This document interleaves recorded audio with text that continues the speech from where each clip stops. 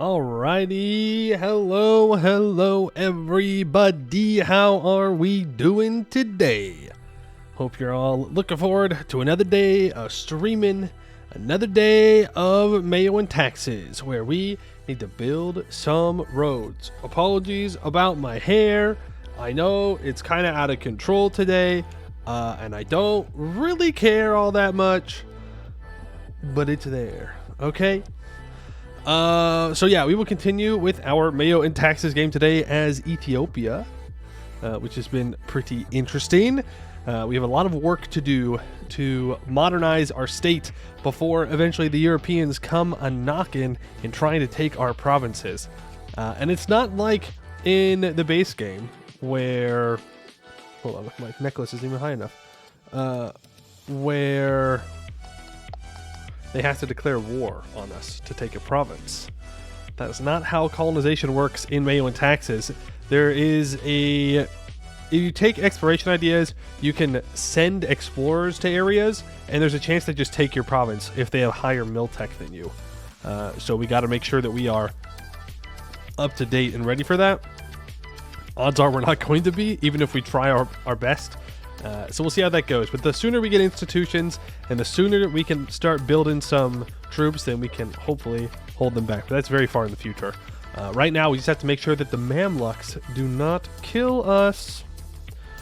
That is the thing. That's bullshit. Well, I think you have the option to resist and then it declares war. I'm not sure. I've never been on the receiving end of one of those events. I've only been on the sender's end. And it is possible to fail as the sender. It's not like a guaranteed thing. And they don't get to choose the province. So essentially, you send it into a region, and it chooses a province randomly from the region. I think it chooses the lowest population is more likely to be chosen. I'm not exactly sure, but we'll probably find out. Hello, Valencia, Specs Marina, Duker's mom, Mark of Bark, Gomez, Sir Sono, hello, Iconic Naga.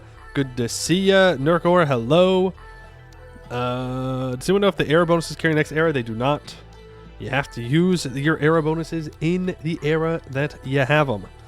Though I would love if I could get that, minus 25% war score cost in the entirety of the game. Unfortunately, no. No, that would be very strong. Allied the Portuguese. We can try. But there's no guarantees that Portugal's even the first one to get to us. Right? I mean, we don't know. It could be Portugal, it could be Spain, it could be England, it could be France. But whatever European shows up first, we will probably try to ally them. Maybe. It depends on where exactly they show up. The good news is that it has to be a coastal province. So they can't steal a random province from inside our territory, and since almost the entirety of our country is inland, they can't steal any of our good provinces right now. But they could steal our sea connection, and that would be pretty devastating. There is some stuff about the ocean and our sea provinces that we need to address, because there is some goods shortages that need to be fixed. Isn't it kind of historical? Well, I think the way it's worded is that they go in and either you can make a deal to get the province, or you militarily take over a portion of the province. I don't know.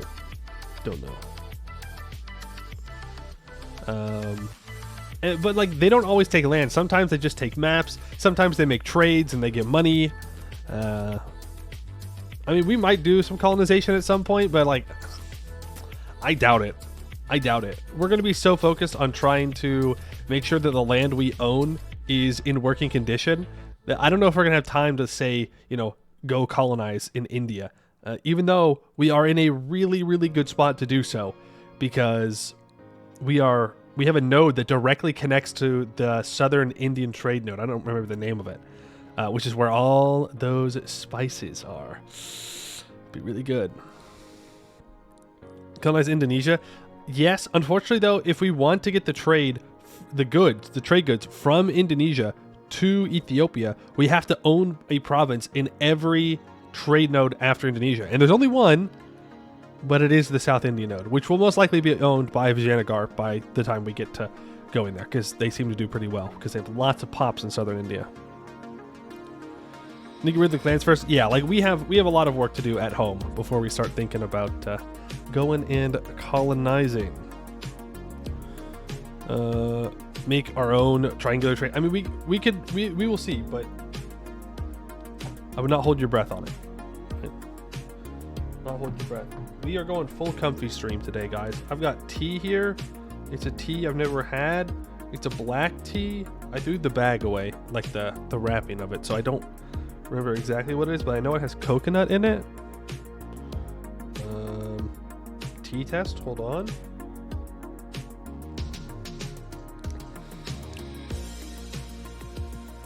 Pretty good. Pretty good. I need to go throw the bag away.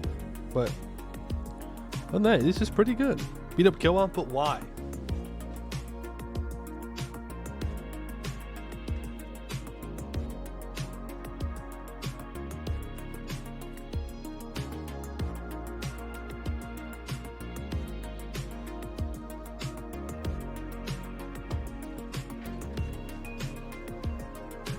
But why though?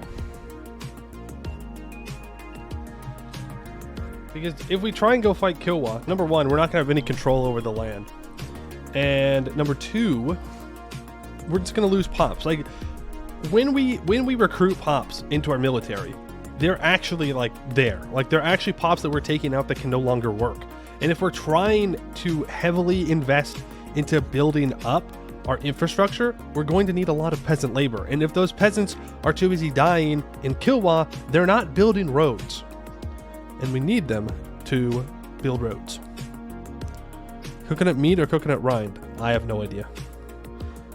I didn't pay that much attention to it.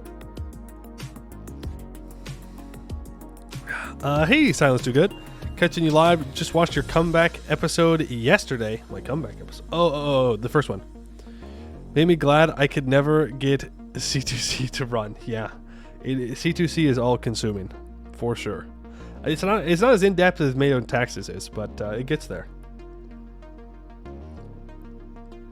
Missed yesterday. How far behind am I going to be without watching yesterday's VOD? Oh boy. If you know what MEIOU Taxes is, you won't be far behind at all. If you don't, you'll be as far behind as the rest of us. All we did was build a road. That's really the highlight of yesterday's stream. We went over kind of the basic concepts of MEIOU Taxes as I understand them. I have been doing some reading on the wiki and trying to get a feel for how everything works that I didn't understand, which is good because I now know what we need to invest into to make sure that we can build roads cheaply and effectively across our nation. Which is great. Let's see, what else did we do yesterday? I mean, that was really it, is that we kind of just got started. I mean, we went through like 40 years of gameplay, but there's not much that happens necessarily in that 40 years. Who's faster, MP or MEIOU? If you just let it run, probably MP. There's a lot of pausing in MEIOU Taxes. We probably didn't do enough pausing yesterday, if I'm going to be honest with you.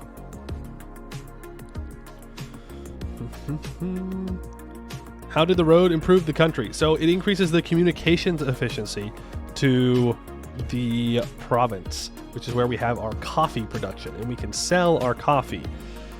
Now the problem is we don't really have anyone to sell the coffee to except for our own population. So, and that is necessary. But to really start making money off of coffee, we're going to need to expand our trading capabilities quite a bit.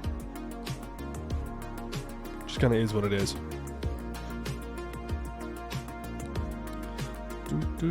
Yeah, and that functionally lowers autonomy, which means that we can get more control over it. Trade's still one way. So trade still transfers one way, yes, but you can trade up and down. So even if it doesn't flow in the direction you're trying to trade, you can go back up the other way. You just need a merchant there. You are encouraged to collect everywhere. I don't think it has the same like debuffs. I don't think you lose trade power. I might be wrong about that, but I don't think you do. It's what you're supposed to do, is collect. Unless you're trying to trade downstream to where you have somewhere else you collect. Yemen doesn't buy our coffee. I don't think Yemen needs to buy our coffee. Don't they grow their own? We could check, though. We could check. We could check. Am I playing solo? Yeah. I couldn't imagine playing MEIOU Taxes in multiplayer. I would only imagine you desync a whole bunch, you know?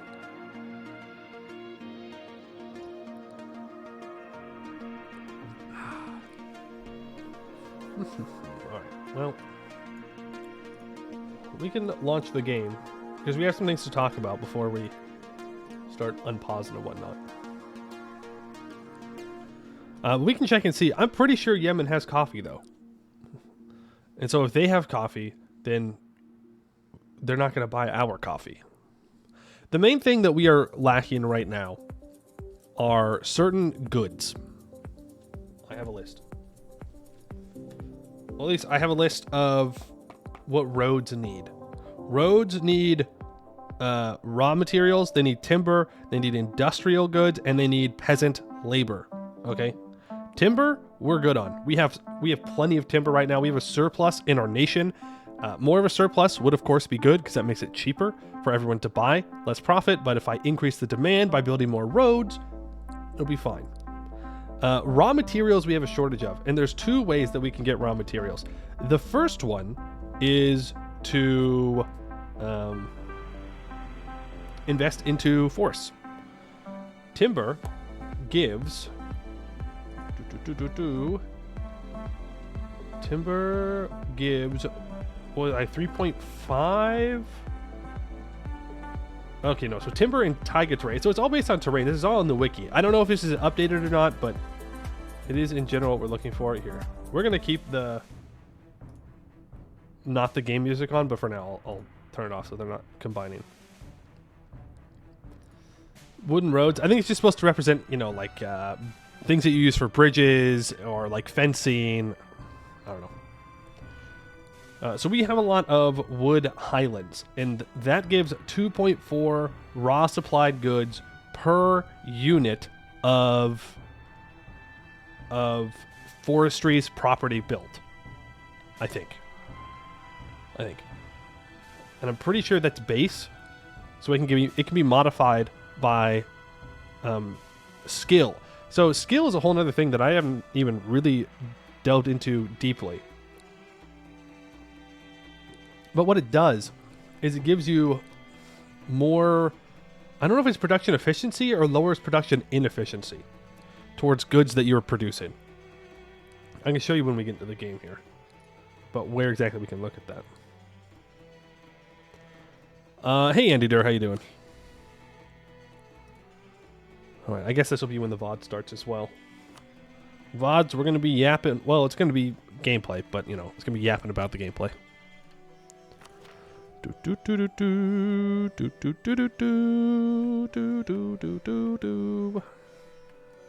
mean, the worst case scenario here is that the Mamluks declare war on us and then we just die. Well, I don't know. We're even in tech, but they do have 10% cav combat ability in their national ideas. We have 5% morale armies and 5% infantry combat ability, but still, that's rough. Can we play? But this is playing. Like, talking about it is playing. I don't know exactly what you're looking for when you say, can we play? Like, that is... It is the playing. The planning is the playing. Alright, let me switch over to the game screen. Okay. So... Amhara, our current capital. If we wanted to build a road in our capital, you can see down at the bottom, you can see it, right? Yeah, I'm not blocking it. At the bottom it says maintenance per unit. And it's talking, we need 0.05 raw, 0.05 timber, 0.025 industrial, 0.015 peasant labor. That is per unit, and each level of infrastructure is 10 units. Now, I don't necessarily believe them. Oh, also I said I was going to turn that off. And we can keep rolling with this for now. We're just chilling out. I'm not sure if that's actually true, because if we select this province and we go to build infrastructure, design project, I need pathing level 1. Right now it says that the amount of units we need to build is 8, which means if we go into property and go to page 4. It says that we only need 8 units to get pathing up to the next level. I thought it was 10 though, for each one. Ooh, but do we have an idea that reduces pathing? Is that something we have? Quantity makes garrisons cheaper. No, that's nothing to do with pathing. Okay, maybe it's not always 10. I thought it was always 10. Well, it doesn't really matter. Okay. But what I'm looking at here is that the approximate labor demand per unit each year is peasantry 2, which is not at all what this tooltip says, which is 0.015 per unit, which is weird.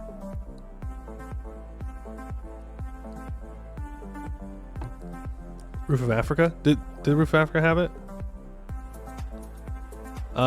No, it just has minus 33% topography impact on CE. Which, okay, yeah. But, I don't know. Maybe I was just wrong. Maybe they're all different sizes. Harborage, 0 of 6. Capital, 0 of 10. Or, no, sorry. No. I thought maybe it was max size, but that's not true. There's not 30 levels of amenities. I don't know. It doesn't matter. It doesn't matter. The point is, we're going to need a lot of peasantry labor to build roads. And right now in our capital, we currently have minus 3.253 available peasant labor. So if we wanted to build in our capital right now a road, we would not be able to. Well, we would. It would just take a very long time.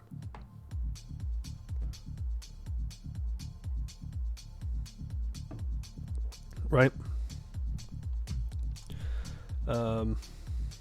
But let's do a census real quick, because I want to show you guys what exactly we are low on at the moment. All stated provinces, go ahead and conduct that census, please. Industry. So we're a little short on food. That's okay. We'll survive. We can buy food from people, and we'll be increasing the size of our coffee plantation here in Gojam, which will allow me to also automatically increase the crops here. I would rather it be entirely coffee, if I'm going to be honest with you, but I didn't see anything that said that I can close certain industries down, so we're just going to be stuck with it. Salt we buy from people. Fiber we need to produce more. Fuel we're doing okay. Raw material. So this is the first one that we have a shortage of. So this shortage of raw material means that the price of building our roads is increased. And then the price of upkeeping the roads is also increased. So raw material, I'm going to write this down, is one of our main priorities to increase. Again, raw materials can be increased through forestry, which we can do a lot of in our capital. Up to 343 size of forestry. And it can also be gotten from mines on metal, which can be seen here. Now, if I look at, can I turn this into dark mode so you guys don't get blasted? I don't think so. No. Damn. What's the point of having this if it doesn't work? I don't know. Okay, well, you guys are about to get flashbanged. Sorry. Just is what it is. Nope, that's the wrong one. That's the right one. Okay. Hey, Paylor. So this is what I'm looking at. So forestries, timber, in the Wood Mountains and Wood Highlands, which I do believe that is our capital, right? Hold on. Yes, our capital is Wooded Mountains. Then our capital is Wooded Mountains, so that will give us 2.4 fuel and 2.4 raw goods. Remember, we need the raw goods. We're fine on fuel. That being said, though, I don't think we own any jungle provinces, so that doesn't work out. Wait, was it forest mountains or wood mountains? It's wood mountains. Okay, forested mountains would actually be better, in all honesty. Because that would give us another 0.4 per property, but that's okay. Like, we can't change that. So if we invest in Amhara, a bunch of that will get us some raw goods. Also, if we go to mines, metal mines give us 1.6 raw goods. Right, so it's technically better for us to invest into the forestries. The only thing is we could oversupply our fuel and our timber, which could then cause the price of timber to drop. But that's actually kind of fine, because we would love to export timber.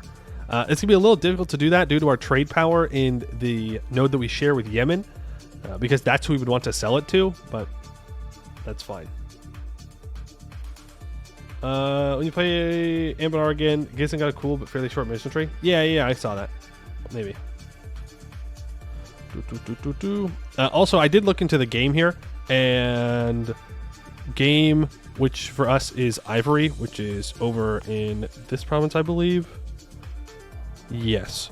So that's based off of the game investment for these forestries, which there's up to 978 here. Wooded hills. We can. So where is Wooded Hills? So this is forest, mountains, forest highlands, and jungle hills. Forest hills, forest flats, jungle flats. Which means that we're actually here.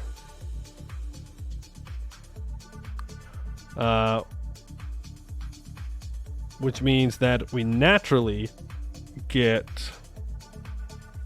this from our game. So some food, some salt, some fiber, some fuel, some raw. But importantly, we have the Ivory flag, not the West African one, just regular one, which gives 0.2 exotics. And our exotics are actually pretty good. We can go back to the game screen now, which I believe is on the next page. Yeah, see, our desired needs for exotic goods are almost met, which is really nice. We do want to invest into that a little bit, if possible, to bring the price down, but that's good. But you can see we overproduce timber by a lot. Our luxuries are looking okay, but timber is one of the important things we need to keep up. Consumer goods is a little low. That's important for keeping quality of life and life needs met, so we definitely want to do that. Military is a little low. We need to start producing naval, which we can actually do right now. And the reason we need to start producing naval goods is because that is needed for commerce upkeep on coastal provinces. And we want the trade in this province specifically to be very strong, so that way we can try and compete with Yemen a little bit. And the only way we can do that is if we get the naval goods up. So we need to open a new slot of ship.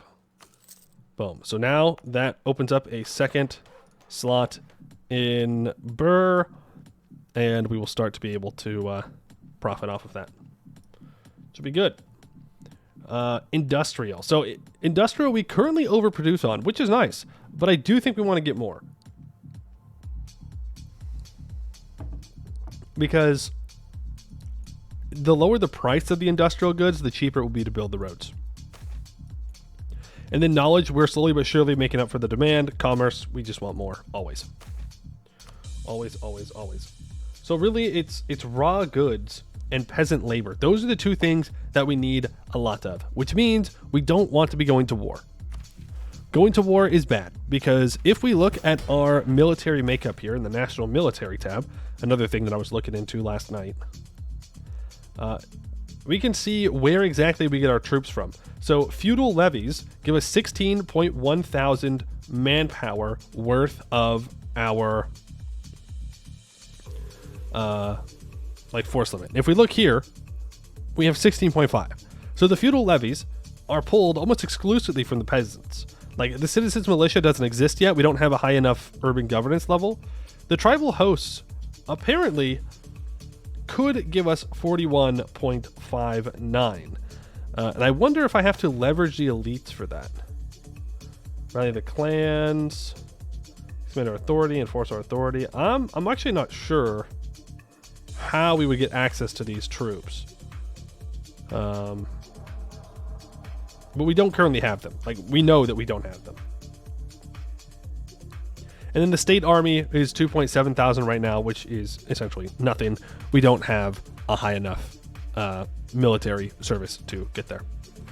So if the feudal guys are always taking troops, then our peasant population, which again is the commoners outside of cities, so not residents, is going to drop. But we need those peasants to be immigrating into our city centers, so that way they can, or not our city centers, sorry, into our invested provinces, so that way we can build our infrastructure up. That's what we need to do. So yeah, that's kind of the plan.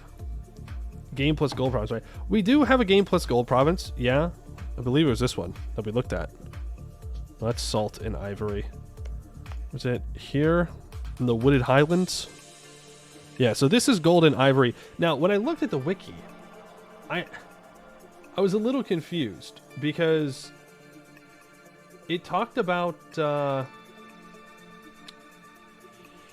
wealth for gold. I think the wealth just means it goes directly into your pocket. I don't think it goes anywhere else when it's gold, which is great, right? That's wonderful. But if we look at the mines and say, well, Lega here, where there's 100% autonomy, by the way, we're not going to own very many of them. I skipped it. See, if you look at mines, which is the fourth one down on the list, at the bottom of that list, we own 4.65 of the 60 size property of the mines, which is entirely gold in this province. And from that, we make 2.789 ducats. If we were able to take total control of the mines, 100%, it would make us 29 ducats. 29 ducats. And then you look at the forestries, which is much bigger, a little bit less than double the size, and it's actually more profitable. So I don't know if it's really worth to go directly after the gold, at least not with this autonomy. Maybe if the autonomy is lower, I can make more money. I'm not exactly sure how that works.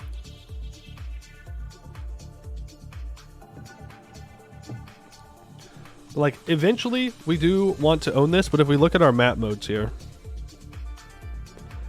special map mode, political, communication efficiency. This is our current communications efficiency. It's very clear where our core is, and then it does a really weird fall off here.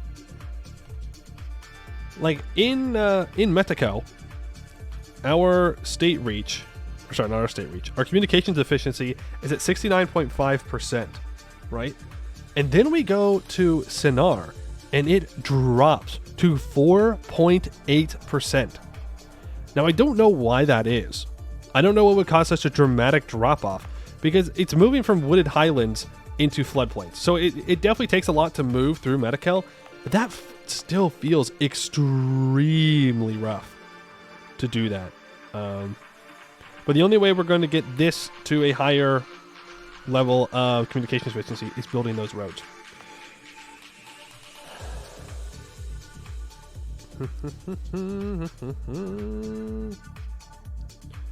Peasants own the gold mines? Yes. That just means that the peasants own the property of the gold mines, which is kind of weird. It is kind of weird. It's not the clans, though. The clans, I believe, do not own any land. Like, if we look at the power of the nobility, we can see their share of land. They own 30% of forestries and 38% of farmlands, but the clans don't have that. They just have relations, and they have money and loyalty and power. So I don't think they own anything. I don't know how to interact with the tribes. Like, how do I get things from them? Like, how do I get the troops from them? I don't know. Maybe if I am in a war, there's a new leverage here where I can raise the tribes, like rally the tribes to my side, and they can raise troops for me. If they're really loyal or whatnot. I don't know. Another thing to keep in mind is that loyalty here in this estate screen is like general. This is general, but there's also provincial loyalty as well. So let's go in GoJam. If we go to the elite tab, and then it doesn't want to. Who's lagging? Okay, odd. We can see here that the clans only have 15% power and they have 42.22 loyalty. We can actually see they have 634 wealth in GoJam, which I believe that's like half their wealth, isn't it? No, I'm really bad at math. But if we go to somewhere like Asosa, I would assume that they would have more power.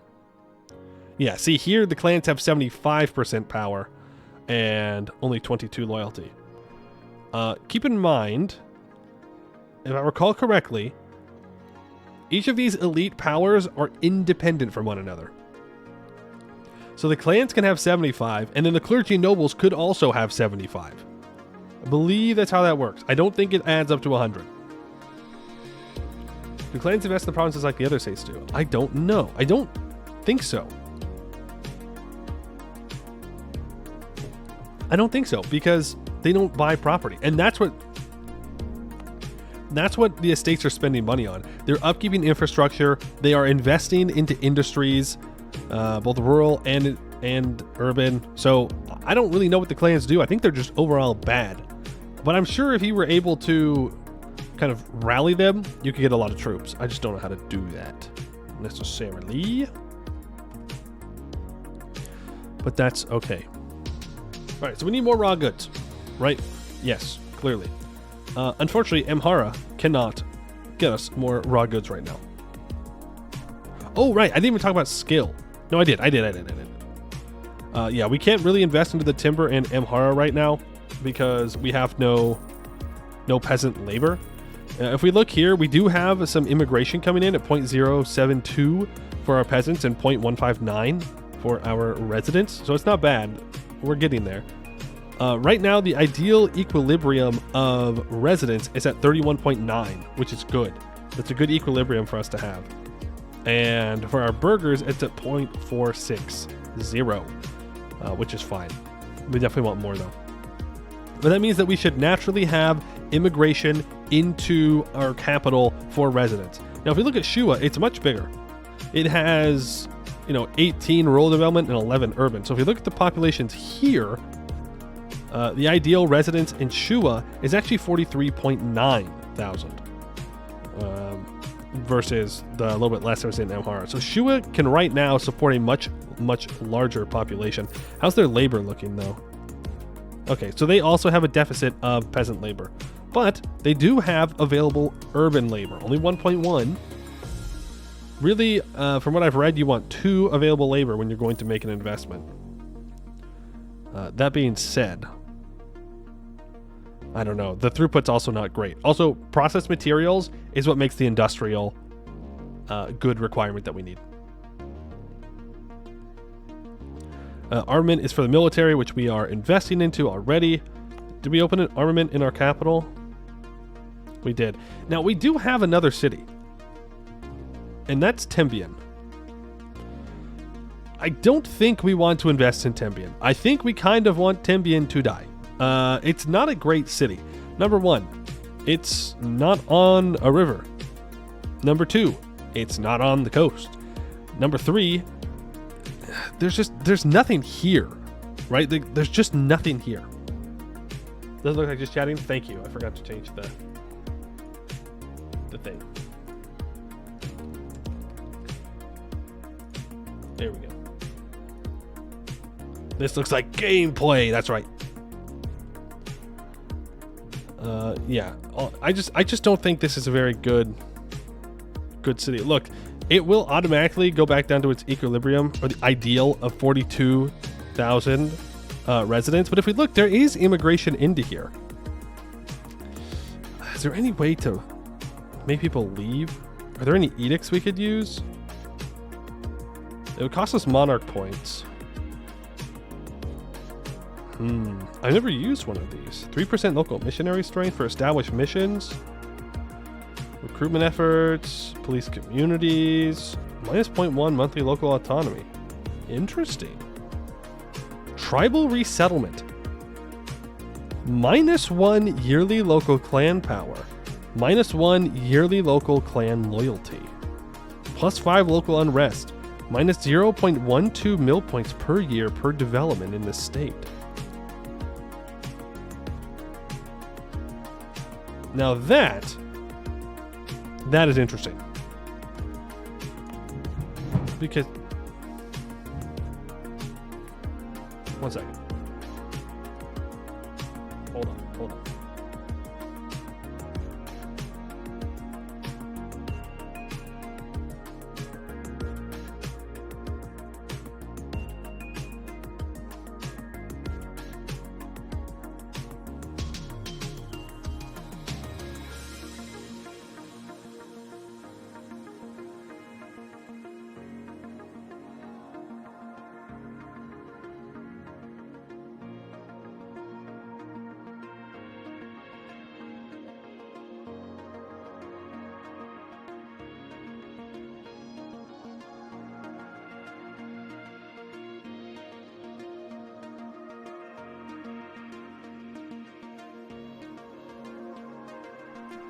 All right, sorry about that. Demote the infrastructure there. I don't know if we can demote the infrastructure. But also, there's no amenities. Oh, that's the wrong province. There are 2 amenities here. I don't know if I can... You thought it was a game sound effect? No, it was not. It was not. It was good. I mean... we could decay it away, is the thing. If it's not upkept. So if we go to property, go to page 4, we can see the amenities are currently at 24 units out of 30. So it's almost to level 3, which we don't really want. But I'm not investing anything into it. There is 13 ducats of maintenance spending here, though. But what I could do is manually take control over it, I think. And then not invest into it. But I don't know if that will make people leave or if it will just kill people. That's the thing.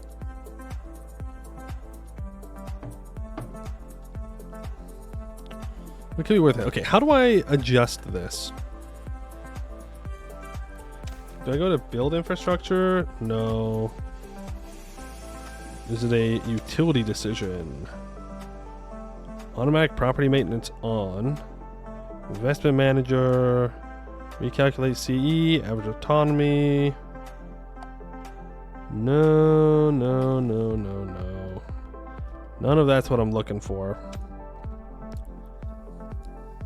I mean, I know that there's the interaction for funding infrastructure, but this is for everywhere. I'm currently not funding any kind of upkeep for infrastructure, which we might have to do once we get more paths. We'll see. Oh well. All right. Well, we made our investments. If we want to build a road in our capital, which I do, that is the next road I want to build. Then we need to have 278 ducats. So it's time to unpause. It's time to let time pass.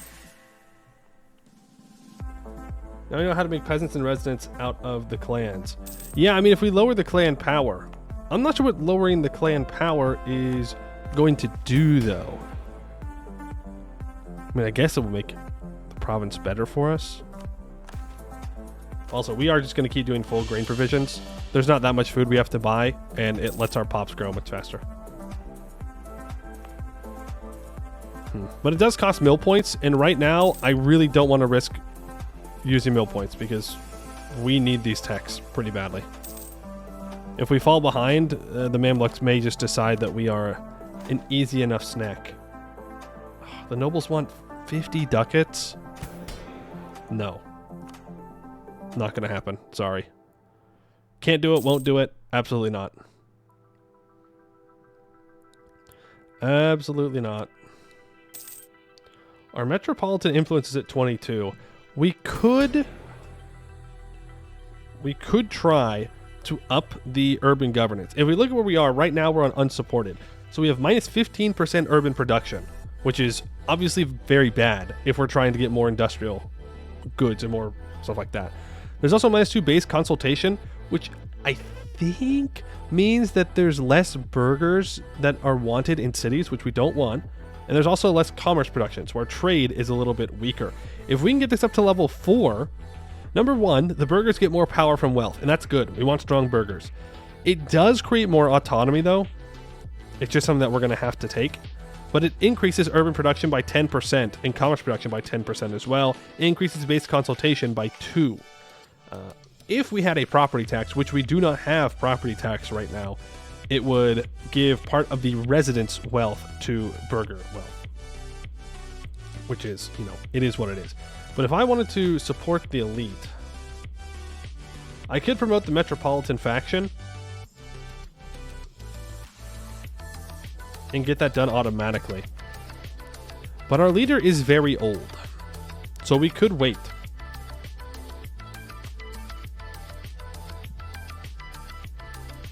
Our leader is very, very old. So there's a chance that I could just align with the Metropolitans anyways, without making all the other factions mad. So maybe we just wait. But that is the first reform I want to do. It's if we can get some more industrial production, that will be pretty massive for us. I shouldn't say industrial, because that's a different thing. Its own urban production. We need that to be increased. But I think these are going to be the 3 provinces that we invest into right now a lot. Gojim, Amhara, and Shua, with a little bit of investment into Bur every once in a while. We will continue to try to convert things. I'm not putting it on auto because it was being weird and it wasn't really working. There's January. Yemen has some rebels. Not that we can do anything with that. Like, we don't have boats. Do we even have naval force limit? We do. 3. Wow. We have a whole 3 naval force limit. There is an argument to be making ships, though, because I saw that if you own ships, I don't know if it was actively here or not, it increases your rank in sector trading everywhere. Oh, also, we cannot trade with any provinces in here, including our own. Like, every single one of these provinces is only able to get resources from its own province until we get a... Or no, I think it can only trade with other provinces in this node. If we want to be able to transfer products between these 2 nodes, we need a merchant here. But I want to be able to trade with Yemen, so this merchant has to stay here. But we need another one. And the only way to do that is to get this center of trade to be higher. Which... Commerce, we currently have size 24, 73% throughput, at 54%. Do we have any... No. It requires burger labor. And obviously we don't grow a lot of burger labor that quickly. So we got to be a little bit patient there. We need more centers of trade so that way we can make use of all this land. Can we become the world's largest producer of cows? No. I don't think so. I mean, maybe if we wanted to, but I don't think that's the goal. I think the goal is coffee. Lots of coffee. Maybe a lot of ivory, too. Who knows? Coffee and ivory. And then find a way to sell it to someone who wants to buy it. Now, we cannot trade with the Mamluks because they hate us. If you have minus 150 opinions, you cannot trade with that person. Even if we do share this node down here. Which is kind of sad. Also, the more commerce production that we have, the more goods that we can sell, that we can move. Another reason to make that better. Wish the Red Vassal Middle View is gone. They're going to be there for a long time. I hate to tell you this. They're going to be there for a long, long time. Sorry. But I agree. It'd be great if they were gone. We can integrate them in, and we can all be nice and happy.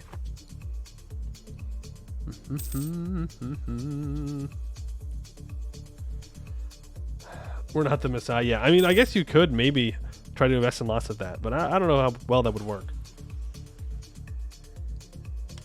I don't know. I guess you could try and do like an agrarian run if you can find somewhere to sell all your food to. Like if you overproduce food and you just have like one main city that sells everything. I don't know. Crimea run. We got a lot of good farmland around there. Let's make sure that we are improving with our subjects and neighboring countries. And I would like to give the burghers that privilege back. We make less money, but more commerce production, which again gives us trade. Merchants. Reduce tributes from the clans. But like, do the clans even give me anything?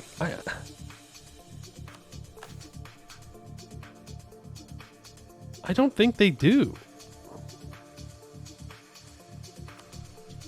I don't think they do. No.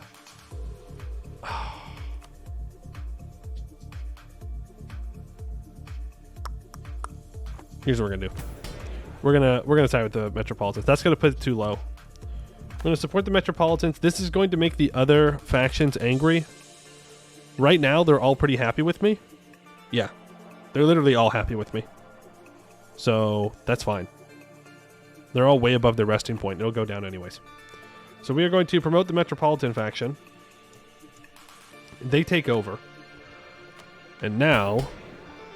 Okay, hold on.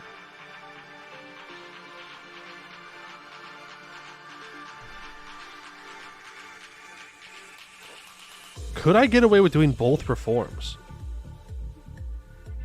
Upping this is going to make the nobles upset. But upping this does not.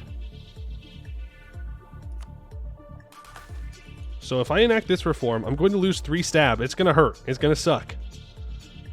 It's going to lower our relations by quite a bit, but I can get it back up. But I want to do further reforms. I also want to up this here. We're going to lose 6 stability. We're going to -3 stab. We're going to lose 30 legitimacy. We're going to go through a hell of a lot of instability here. But it's going to make our burghers so much stronger. Okay. Oh, baby. So, a great success. That is really good. Lower that back down. We now need to make everybody happy with me. So we are going to provide a temporary tax relief to everybody in the country. We need to give the nobles... I will yield to their ancient liberties. Now, this will mean that our centralization will start to go down. I really don't want to do that, though.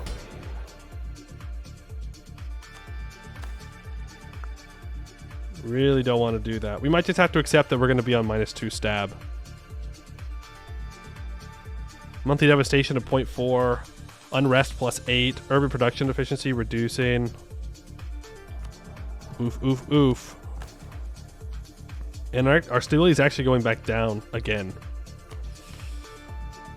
Oh, and then when we die, we're going to lose the stability again. Maybe I only should have done 1 reform. Bureaucratic expansion. Okay, so in 93, we're going to get 30% back. We just won't expand it again. Urban autonomy for 5 years. This is going to be rough. This is going to be a rough time period. We're going to have rebels. People are going to die. We're back to -3. Alright, well, we just stay at -3 then. It's gonna hurt. It's gonna hurt. Good news, though. It gives us less tolerance of heretics and heathens, which actually gives us more missionary strength. Makes our subjects a little uppity. In fact, I think we should probably just improve with our subjects in totality. Just improve with them. Get them all as happy as possible. But this is going to be huge. So now, and there goes our leader. Let's go deal with the rebels. New faction alignment. We will, of course, begin a new faction alignment. This will lower our corruption by 6. All right. We also lose the stability, but we're already at -3, so it doesn't matter. And now we can decide who we want to side with. If we side with the Metropolitans, it'll make the aristocrats a little bit angry, but I do think that's the correct choice. We align ourselves with the aristocrats, providing no stability cost to employing advisors of their faction for 12 months. This alignment will continue until our ruler's death and may be called upon in the future. Yeah. We just commit to it. Alright, so we have urban production efficiency or yearly prestige and cheaper diplotech cost. I'm going to take that urban production efficiency. Oh, I would have loved that improved relations guy. But morale of navies is what we have to take. And manpower training cost, prestige from land battles, 25%, so be it. Okay. Well, now we wait. Huge reform, though. Huge reform. Demont is our subject. I will accept that royal marriage. Need to make sure that we take him out. Ooh, boy, oh boy, oh boy, oh boy, oh boy. We're still making money. How are we doing here? Okay, all of our industries, the throughput's not great. That's okay. Because we know that in time, it will be good. I do want to take Miltech. I don't want to take Diplotech. Well, remember, we were going to take trade ideas to do one of the reforms that we just passed. We still want trade ideas. It doesn't matter. We still want it. But I definitely want the Miltech. This will give us access to new troops. So the question is, do we go swordsman or formation infantry? I think we want formation. Well, no. We want swordsman for right now because we're going to be attacking rebels. But if the Mamluks attack us, we want to switch to... Sorry, no. We want swordsmen out, and we want to switch to formation infantry if the Mamluks attack. Let's read about them. Medieval African weapons were often lighter than European ones, with fire-hardened wood instead of iron. As trade with North Africa increased, iron became more common, and African blacksmiths began using it for arrowheads, spearheads, and swords. The swords especially breathed new life into infantry, allowing them to charge into enemy lines and chop down unarmored bowmen. Okay, there's also new cavalry. Let's go for quilted cavalry. With imported Arab horses, new tactics of mass charges and close combat by cavalry were game changers, but they also exposed cavalrymen to counterattack. As their power grew, feudal nobility went to great lengths to protect themselves. Their mounts were given the fidi, quilted armor, which could often soften sword blows. The knights themselves more imported chainmail and iron helmets if they could afford it.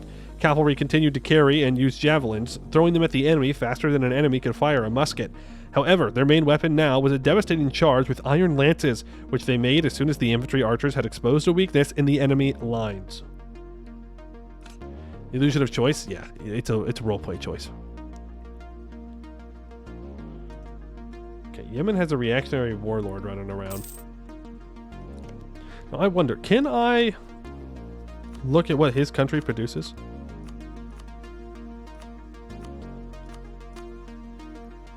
I have no diplomats. Oh, what if I add the provinces owned by Yemen to the selection? Yes. Ooh, okay. So wait. So now if I go to conduct a census. Ah, boo. Boo! I can't conduct a census on his land. Darn. I wanted to see what they had shortages of. That's okay. I suppose that would help us find resources. Oh, which, speaking of, I would like to select regions. Well, that just did not do anything. Okay, what I want to do is have a special map mode to see if there's any coal anywhere nearby. I mean, there's going to be where we can look in. Okay, so we can see. Let's look in the African continent. Value range. So this is making our own custom map mode. Don't think about it too hard. Linear 0 to 32. I'd like to go red, yellow to green, and I'll take 5 individual colors because there's only a yes or no option. So now, if we look, we see where there is coal possibility on the African continent, and we, as well. Well, actually, no, we don't own any of it. Our vassal owns one, our tributary owns one, and the Mamluk ally owns one province where there is coal. There's also some down in Madagascar, but we're definitely going to want to get control of these. So we may be looking at breaking this tributary sooner rather than later. Because I want that coal, but we don't need it until we have commercialization anyways. And then you. One day the Mamluks will abandon you, and then you will die. Maybe they'll become a vassal at some point. Make sure you're converting. Full grain provision. Let's go ahead and give that back out. Boom. Yeah, we are like the bottom of stability. There is no stability. Probably should have done this a little bit slower. Okay, so now I need trade ideas.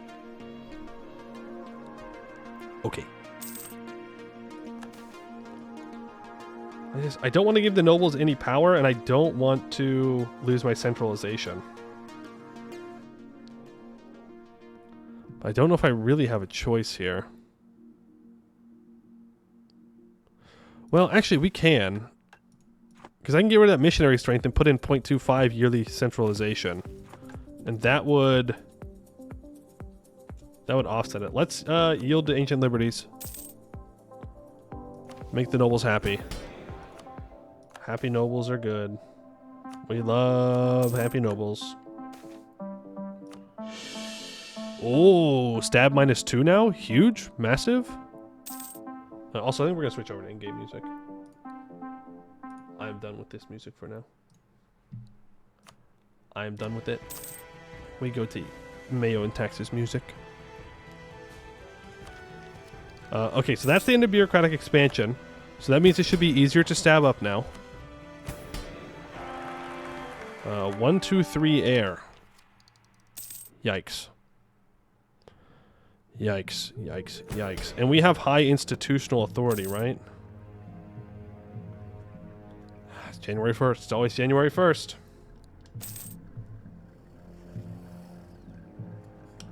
Sorry, no, we have high executive authority. Which is not great for having bad rulers.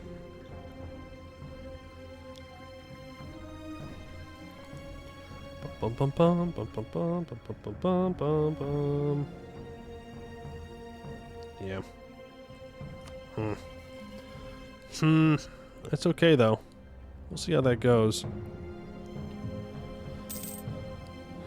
February 1st. How is our population looking in our capital? We still have -3.4 peasant labor. Great. Yippee. Woohoo. Well, yeah. Why is that? Do we not have people working in all of these areas? So resources 79. No, that's not where I'm gonna find it. Population. It's not telling me where they're working. It's just saying that we have a deficit of it. But the only place that those guys can work is in the rural industries. So I mean, they're there. I guess that's what the lower throughput means, is that they're not full. Had to head out for work. Hope the restaurant goes well. All right, Cherry Pickin', thanks for hanging out. Hope you have a good one. Hydrate or dihydrate? Okay. You got it. Man, we are working a lot to convert this province. We're getting there, though. We're only 20,000 short of having a majority in the province. Oh, and we are up to stab 1. Boy, oh boy, oh boy. And if we go to suppressing rebels, we can get rid of some of the baddies. And there was something else I just thought of. Now I don't remember.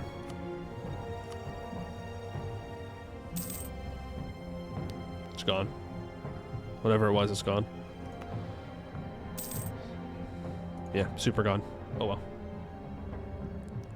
That was just water, not the Elysian tea. Well, the tea is gone. I drank the tea. There is no more tea.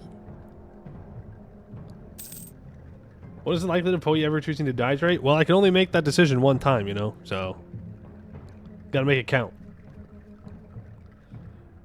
I'm a little bit tempted to turn off the auto investment so we can build the road in our capital.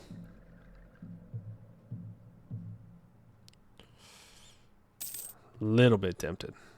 Little bit.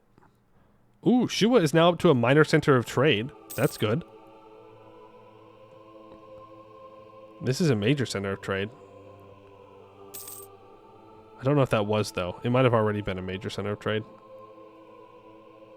Our capital is now also an important center of production. I don't think that was there.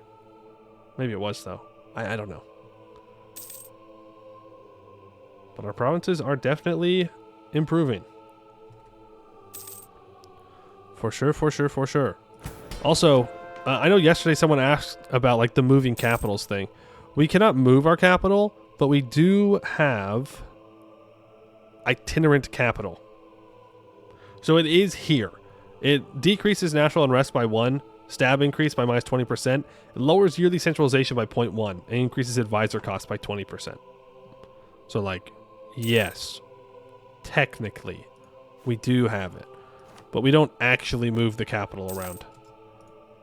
Because that is, I think it's a much bigger deal for this. Alright, we're up to +0. Burger tax relief. We want to give that back to them.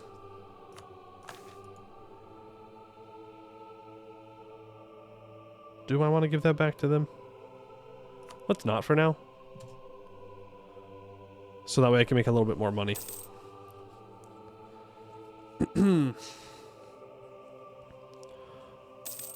Need the money to build the roads. We own a province that translates to the bird swallow in your language. Nice. Which one? Which province?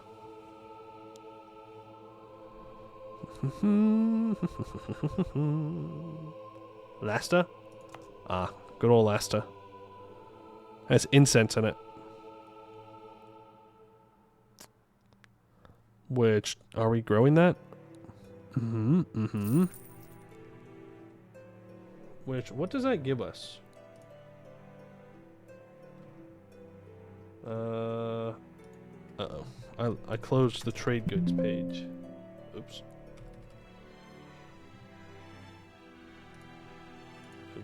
Oops.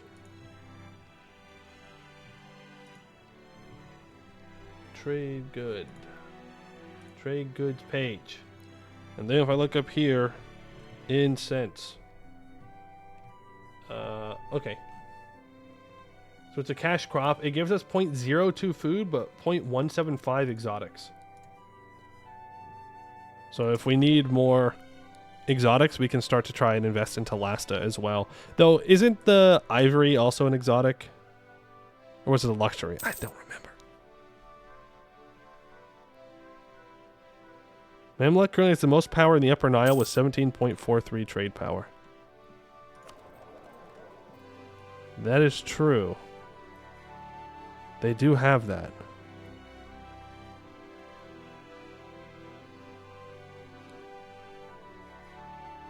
How?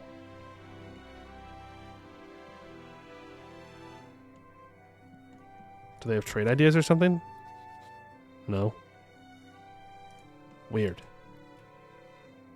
Because I'm the one with the provinces. But maybe it's because I have high autonomy. Doesn't matter. I want 2 full grain provisions, please. Desires of the flesh. Honestly, we could just kill him. Yeah, I'm just gonna kill him. We don't need him. Don't need him. Don't want him. Goodbye. Goodbye. And make sure that we are selecting individually.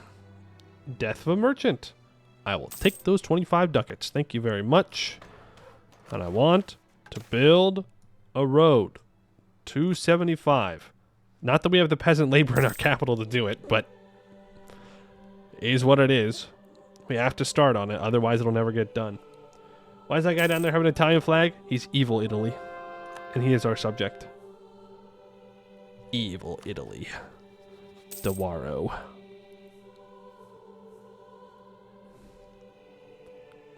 Sus. He's going to try and colonize us at some point, I have a feeling. He's tech group East African. So are we. Alright, it's getting faster and faster to convert wedge.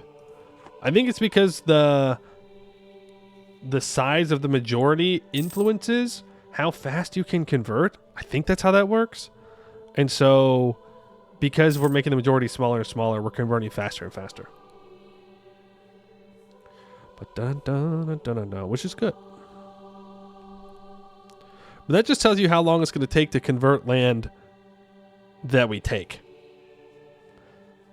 Like, we might have to take a religious idea here to make that work. Evil Italy be like, I will respect the sovereign borders of Ethiopia and pull my weight in wars. True. True. We're going to disown a unpopular relative, and we are going to support burgher autonomy. This does increase the stab cost interval, but I don't particularly care.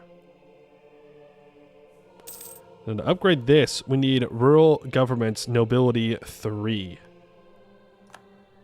If we want to increase city charters, which I do. Because that will put us at no urban production downsides. That means we need to upgrade this to the nobles, which means I need a bureaucratic advisor and less than 35 noble influence. I mean, we could try to weaken the nobles here.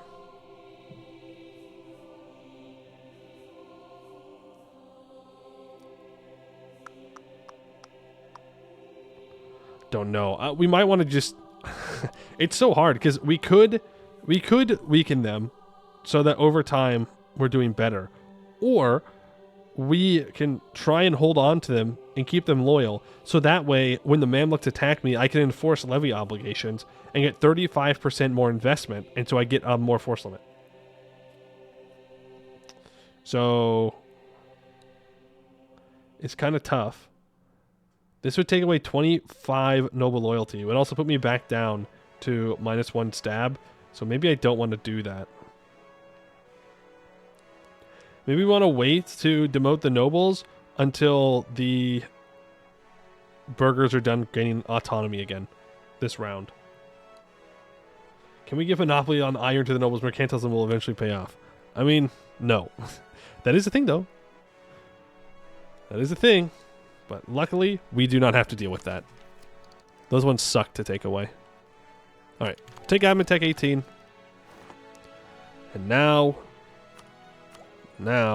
we can take Trade ideas. Ooh, so this will give us 40% merchants from trade centers, which is huge. Hopefully that gives us another one.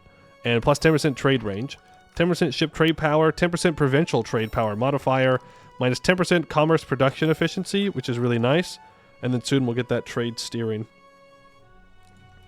Not that we're going to steer anything to our node ever, since it is a starting node. But that's okay. Maybe eventually one day it will help us. One day, I believe. I'm a believer. It will help. Increase with neighboring countries. I will take the idea. Thank you very much. Caravan power would be really nice. Merchant trade power would be really nice. And that also unlocks the ability to get to commerce rights, leading to commercialization, which we need. Which I believe it's level 7, right? Or is it level 8?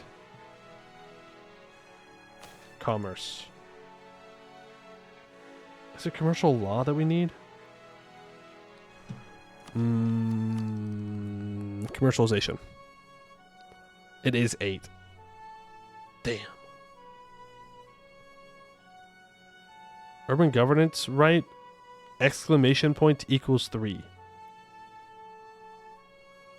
Does that mean that it needs to be 3? Surely it could be higher. Surely. Oh, it's not 3. Okay. The argument is not 3. Imagine being at 1. L. Okay, so we need to increase this from the nobles, which is going to piss them off to high hell. So maybe we don't try and take away their power. Yeah,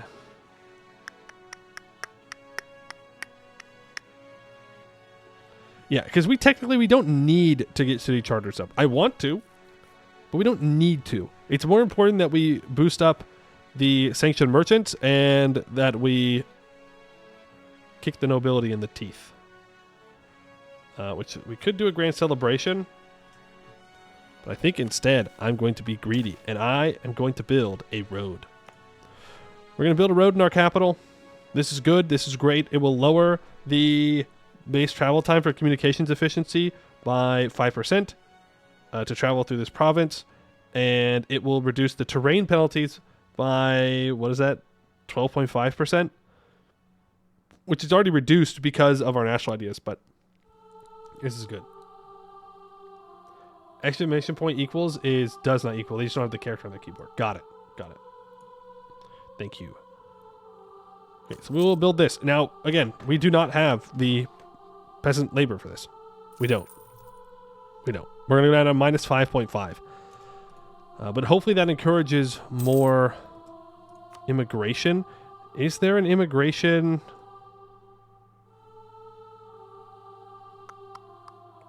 10% peasant attraction, 5% nobility attraction, at the cost of minus 0.12 admin points per year per development in the state.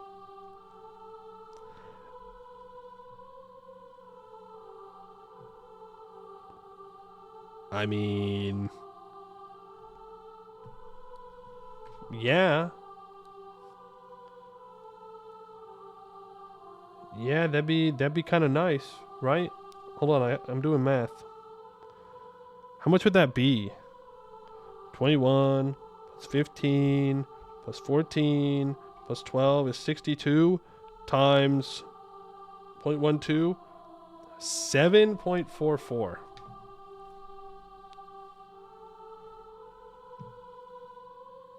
That's 7.44 admin a year. I mean, it's less than a month's worth of admin. I think we're going to do that.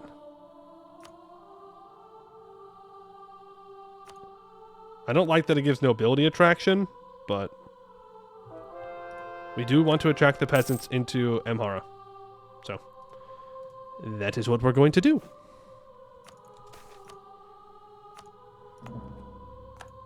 And if we look at the other edicts, like, you have to have certain qualifications for some of them, I think, right? Yeah, see, ruler has a military skill of at least 4. So we can no longer do the tribal resettlement. L. L.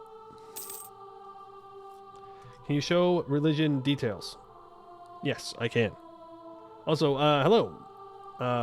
Jerome, what's going on in this game? We are playing Ethiopia in MEIOU Taxes, which is it's a mod that makes EU4 much more deep and complex and focuses much more on the nation building aspect than the, I don't know, like regular EU4 kind of blobbing aspect. What exactly in the religion details do you want to know? Like here? Is this what you're looking for? There's 2 tabs? Infrastructure, 19 point... What? Infrastructure has 2 components, institution and entrenchment. Institution represents the level of organization of the religion in the province. This involves local clergy and religious buildings. Infrastructure can be controlled in a certain measure by the government. Entrenchment is an intrinsic value of the religion in the province, representing the faith of the population, how difficult it is to convert its followers. As such, it is not something that can be directly impacted by the government. Holy shit, okay. You don't know the mods, you want to know what's different, what gives nice stats? Oh, gotcha. Well, it's not really about stats, right? You don't really modify or stack in the same ways. Here, you have to individually build up industries so you can have food for your population, and so you can have the industrial goods that you need to supply your military. And it's much more kind of in-depth. Like, even though we own all this land, a lot of it's completely useless. Like, we have pretty good control over these center provinces, but everything on the outside is essentially useless to me, and it's just empowering my estates. I kind of regret taking the land, but at the same time, I really didn't want the Mamluks to own it. It'd be kind of a pain in the ass to take it from them. But it is what it is, right? I made the decision, so now we got to stick by it. Are you gonna... the burghers want to increase their power in my capital? Yes, absolutely. Absolutely. You can get increased power in my capital. Right now, if we go to the elites, the current burgher power is at 60%. Now, is it 20% of the current power, or is it just 20% in general? Is this going to go up to 80? It does go up to 80. Okay, good. Good. We'd love to see that. Love to see that. The nobles are also very strong in our capital. Someday we should dam up the Nile. Yeah, I'm sure that won't cause any issues. I'm sure that will not cause any diplomatic repercussions. I think I want to provide temporary tax relief again. So we can get up to 50 stability. Or 1 stability, sorry. Go, man. I don't know if you're making if this is like a bit, because like that's something that's happening right now, and you're referencing that, or if you're just saying that we should actually weaken the Mamluks by damming the Nile. Either way, I mean, yeah, that would definitely cause them some issues.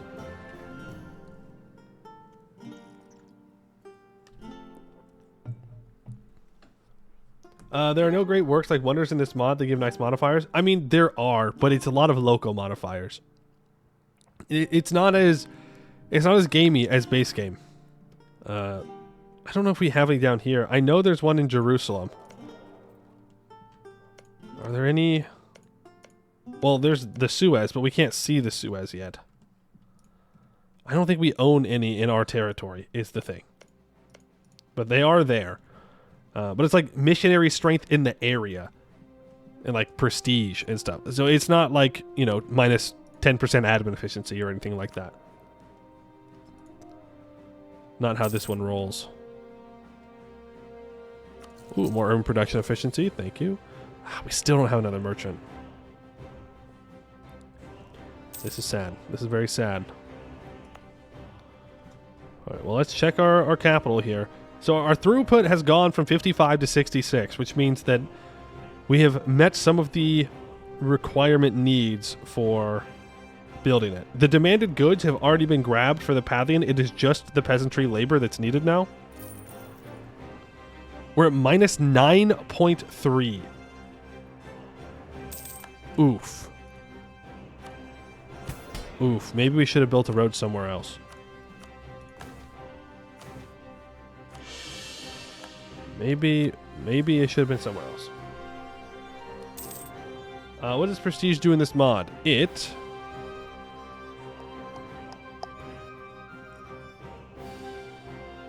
Well, currently it gives nothing, but it could give Diplo-Rep and yearly legitimacy. And I cannot disinherit my heir until... Oh, actually, I can. I thought I needed 50 Prestige to disinherit my heir. In this one specifically. I don't know if I want to go to minus 50 Prestige right now, though. This heir is trash. Oh. Well, there you go. It does have other effects. Those are the effects there, including reducing our global trade power. Isn't that just regular stuff? I think it's just regular stuff. It'd be a fun bit because we own the source of mountains and the melt should be pretty slow moving compared to the currents downriver. True. King Bubba, thank you for the prime. Appreciate that. Very kind of you.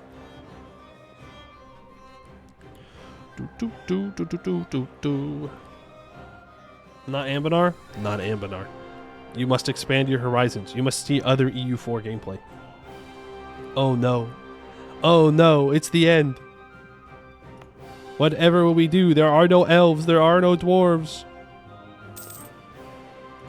Truce with Alwa has expired, but we're not going to war with them because apparently my subjects get money when we peace out. So I don't want to help them out doing that. Okay, you are my religion, so I will help you convert things. Intrigues, my admin advisor dies or I lose 10 legitimacy. I don't really want to lose legitimacy, so he dies. But I'm not happy about it.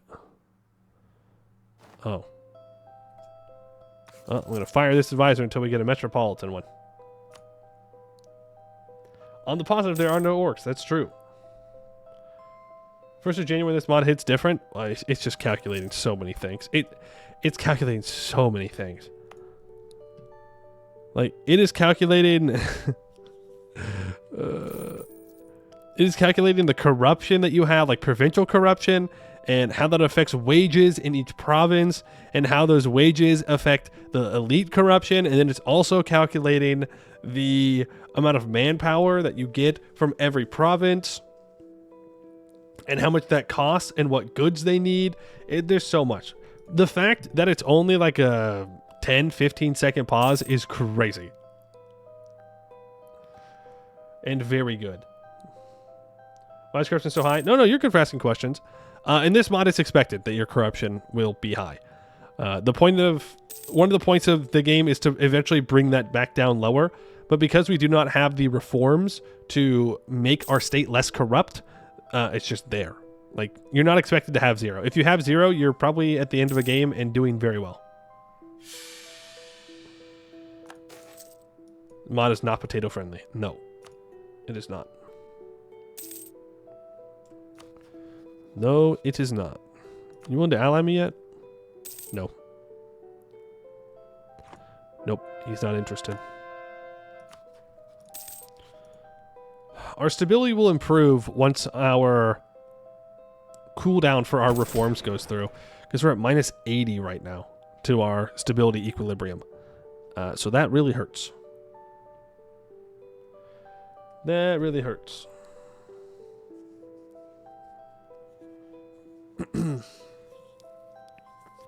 MEIOU Ambinar and taxes would be wild. It would be wild. And I think it would just melt PCs. Imagine having to track like each elf, dwarf, halfling, human, orc, half orc in each city. Oh, no. No. I think that would just absolutely break it. Just any piece that you put it up against. 6 more years of instability, by the way. Don't forget the Knolls. Yeah, and the Knolls. Right. I would like to convert these 2 provinces. Is Ward anyway profitable in this mod? Oh, yeah. No, it is for sure profitable. The question is, do you want to spend your population on war? Because when we go and we fight people, like how we are going to fight these Nubian rebels, it is actual dudes that die. Like, it is actual pops that you are sending that come from your provinces that die, that cannot work jobs. And so you have to ask yourself, is it worth it to conquer these areas now? What am I actually going to gain out of it? Like, if I wanted to, I could probably go fight Denkali, I could fight Warsangali, I could be taking all of this land. But what am I going to get out of it? It's the wrong culture, it's the wrong religion. I'm not going to have any ability to have any kind of autonomy, like lowered autonomy in these provinces. Like, I will get nothing. In the 1400s, you'd hire mercs. I mean, yeah, our merc stacks are not big, though. Not big. But we absolutely could hire mercs. Yes, we could get a vassal. The problem is we already have a bunch of subjects. And I don't necessarily want to make them any stronger than they already are. I don't want them to be getting all uppity, you know? I feel like that will not go well for me. Maybe I'm being weird, but I feel like that won't go well. I'm a little concerned about this. 17,000 rebels?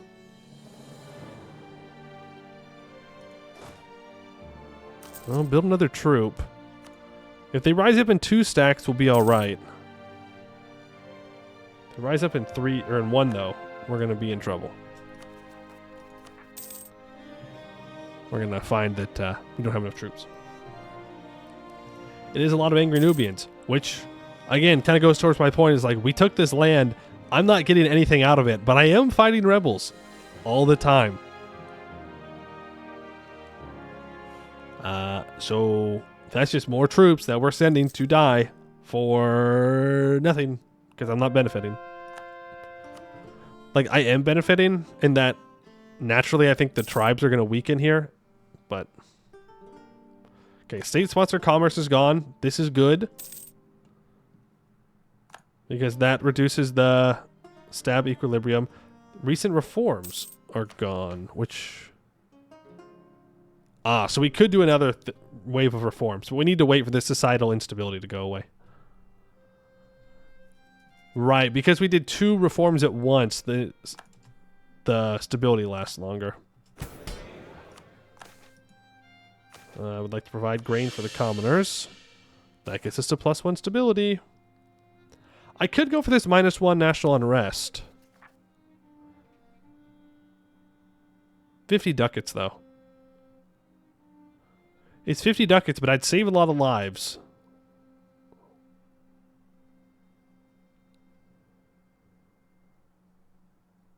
Because there'd be less rebels.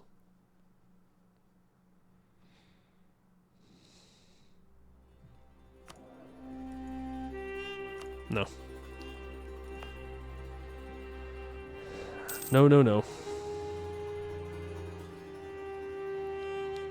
What are we doing here? Okay, we've gone through part of the construction. Where are we at? Still saying that we need a lot more labor. Do we have people migrating in? Yeah. 0.31. They do rise up in 2 separate stacks. Damn, we are still taking a bunch of damage, though. Why do they have...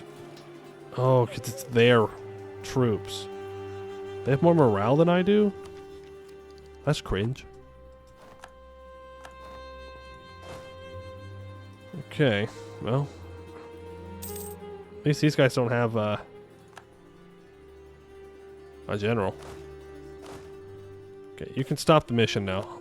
We'll go fight them when we recover. Any local province production by gold. So not like base game. Provinces do not have like trade goods. There are certain locations that have special goods that you can invest into, like gold or ivory or spices and stuff like that. But you have to build up the production to be able to use them. All right, let's hit them. Must be really interesting to play large countries in this mod. Ooh, whoa, whoa, whoa, whoa, whoa, whoa, whoa. Sally out, sally out, sally out. Damn. We almost lost that. Our prestige being negative does not help. Lowers our morale. Well, when you get to be playing large countries, once you get your reforms in, you really don't have to build infrastructure. Like, the states will build the infrastructure on their own when they're rich. So when you get to being large, like, they go crazy. And they just start building everywhere. And all of a sudden, every single province has, like, max level amenities. Which is a little annoying since you don't want everywhere to have amenities. Right? But I ain't gonna stop them. If that's what they want to spend their money on. Oh, we have so much separatism here now. Damn. Damn, damn, damn.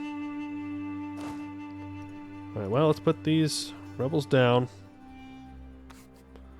Keep on keeping on.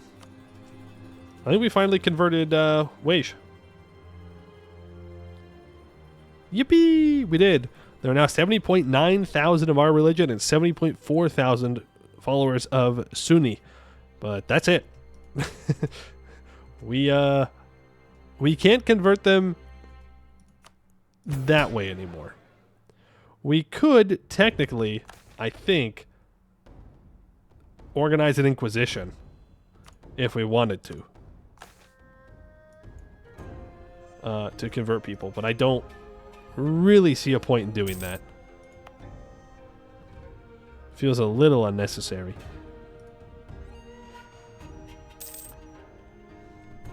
Hey, Miss Donnie. Salutes in taxes or something like that? Yeah, I'll accept a salute of taxes. Salutes of taxes are good. Now, Shua also does not have a road network. I think that's the next place that I would like to build a road in. Build infrastructure. 283 ducats. Noble concessions are gone. Okay. Well, let's get rid of this policy. Instead, put in that yearly centralization. I don't know what that will do for the actual conversion time. Take 3 years now. That's okay, because it's not ours, so I don't really care.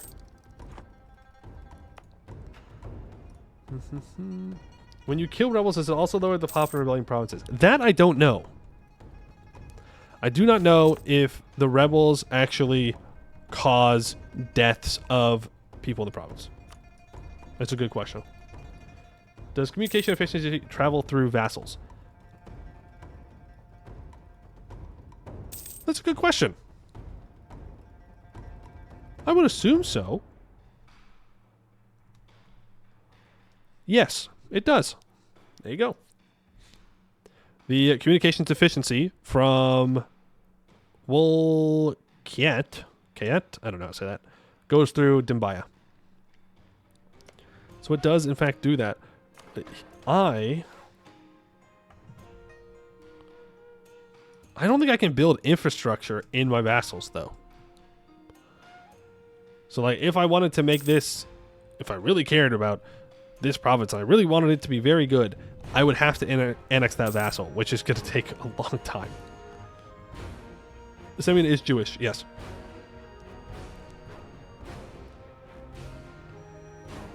Yes, they in fact are. Which means they're probably going to be one of the last divisions that I actively want to annex. Right? Because then I have to convert it. Instead, I'd rather annex Damat or something. I really want to annex Damat, actually, because they have coal. Right. I cannot change properties. Good news, though. Great news. Actually, great news. The only thing you can mine in this province is coal, which means they won't waste it like somebody else on rock salt. Like, literally the entirety of this property is just going to be rock salt. We're not going to be able to have coal here. So L for us. But Damat will be our spot. But again, we cannot annex them until we have devolved unitary and regional garrisons, which will require some reforms. It will take time. But again, this is why I kind of like playing MEIOU, is every game's going to be different. Maybe we never get to the point where we can annex those vassals. I don't know. Right? If we were playing in Italy, we can annex vassals like crazy. It doesn't matter. But here, might take a while. Coal's meeting in 1700s. No, you can use coal earlier. When we embrace the commercialization institution, which we're getting close to being able to do, close-ish. You can use it for fuel. It's not used in like an industrial capacity. It's just used in a heating capacity. In fact, it's really good for fuel compared to, say, building up your timber provinces. I don't really want to take tech here. I'd rather wait till I have the institution. Not even the blacksmiths? Not even the blacksmiths. Well, I don't know. I guess if one of the industries uses fuel, then indirectly it will use the coal, yes. There is also steel. I don't know. I don't know how you would even open a steel slot.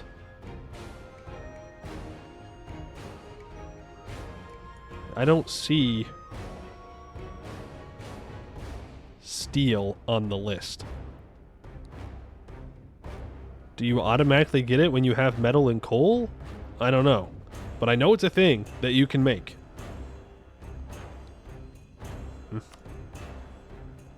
For a guy like me, coal is simply a delicious treat to be shared with friends and family. Okay, interesting. Interesting. I'm not going to claim to be a health expert here, but I'm pretty sure eating coal is not good for you. I'm pretty sure. Pretty sure. Yeah. Pretty sure. Full grain provision. Okay. Do it again. To 86%. Yeah, our stability interval is rough. Very, very rough. But then we'll be able to upgrade this at the very least. Which won't actually displease anyone because we'll have a stability. It'll still make the nobles mad though. I think we'll only lose one stability. And then, can I make the nobles happy in any way without... Yeah, actually, I could yield concessions to ancient liberties. Since we're going to be increasing our centralization anyways. That gets them up to 82 loyalty. Their power has gone down to 59%, by the way. Which is good. Because that means that the burgher power is taking away noble power. They're getting a lot more value and investing more, and that gives them more power. What we want eventually is for the burghers to just be like 100% power, 100% loyalty. Thorium and uranium have more calories. Okay, guys. There's good calories and bad calories, right? You know, like, and I don't think eating radioactive material are good calories, right? Look, I'm not here judging the snacks you want to eat, okay?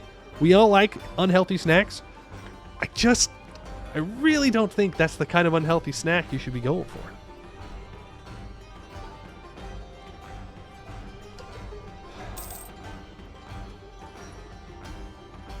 Do you mean coal make us fat? No.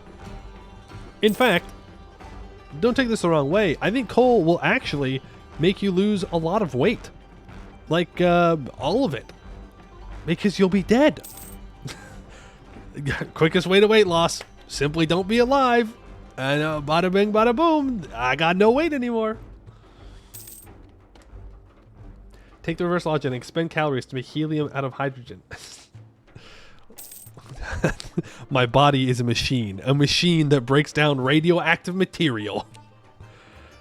Trade ideas completed. So we unlock commerce rights, which leads to commercialization. We get 1.5 merchant trade power. And, or sorry, not 1.5. Merchant trade power is 1.5, not like times. Just get 1.5. And then we have 20% global trade power on top of that as well. The only policy with trade is engineering, which is cheaper material costs for project. Yippee! Okay, so now, if we want to get commercialization here, in our country, we need those rights. But in the province that we want it to spawn in, we need centralism present, which we have. We need trade value of at least 3. Peasant subsistence of at least 60%. And burger power of at least... No, sorry. Peasant subsistence is less than 60%. Burger power of at least 40%.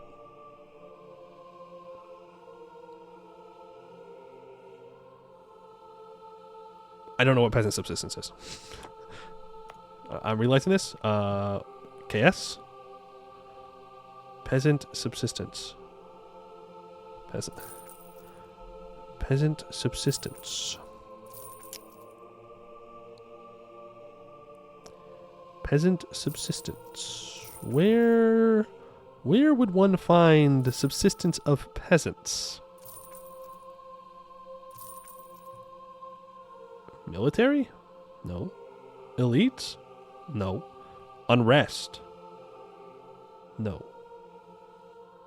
Religion? No. Population?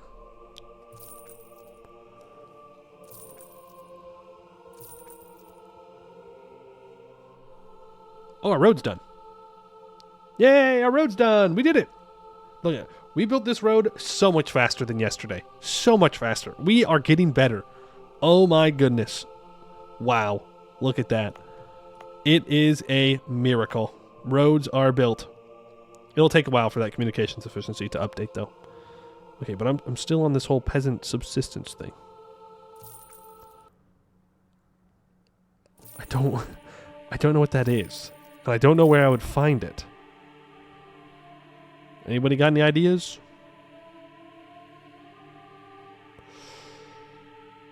No, that's not going to be it. Maybe one of the trade province submenus? Ooh, hold on. You might be cooking. So this is province subsistence economy. This is talking about the food stockpiles. The simple layer displays imports and exports of goods and total units done with other sectors, not itself. So we are importing food and exporting food. Okay. Trade. Demanded. Peasants. They demand 10.26. Okay. Needed. Population demand goods fill their needs. Needed is the minimum amount they require for 100% fulfillment, while demand is what they can actually buy. Classes will prioritize life fulfillment needs and then evaluate based on their desires and budget what is better to spend their money on, considering cost of goods and what they can get in return. If they are rich, they will buy more than needed to increase overall life quality. Okay, so needed is the minimum. Demanded is what they can actually buy. So they can actually buy, the peasants can buy 10.26 food, and they need 10.09. So you know what that means? When peasants got food, they're making babies, and that's what we need. That's what we want. Subsistence is under the trade menu. It's at the bottom of page 1. Oh, okay. Interesting. All right, well, so we have to go back to page 1, but I want to keep reading this now. I'm interested. So the peasants need more salt, but everybody else has enough salt. And the peasants need more fiber, but everybody else is fine on fiber. So if we increase salt and fiber, then We get more babies. Everyone, this mod turns everyone into Shinzo Abe. True. The peasants need more fuel. Everybody needs more consumer goods. Well, not everybody, but a lot of people. The peasantry need more timber, which is interesting considering we have a surplus. But apparently we're trading it away. That might be the answer. Okay, let's go. Okay, number 1. We have province subsistence economy at 50%. Or is it here? No, this is the sector internal trade. So in this sector, we don't have enough food. We have extra fuel, though, and raw materials, and consumer, but that means we're exporting it. The problem with just increasing availability is the wealth distribution and wealth flows. Well, it don't trickle, I'll tell you that much. Our nobles and our burghers are going to have all the wealth. I don't even remember what we're looking for now. Peasant subsistence, right? Was that it? I got distracted. I got distracted by the trade thing. Yeah, peasant subsistence is less than 60%. And you're saying that it's on trade. Which is here. On page 1? Is that what they said? 3 gold coins in the icon bar of the province screen. It's at the bottom of page 1. To lower it, you just need to trade more, which happens automatically. Okay, well, it says province subsistence economy at 50.3%. Is that what we're looking for?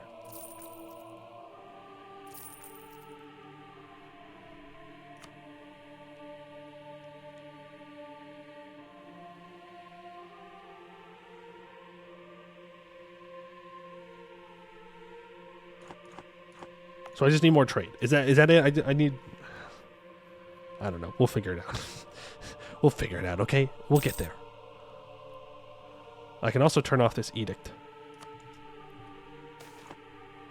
Axum requests privileges.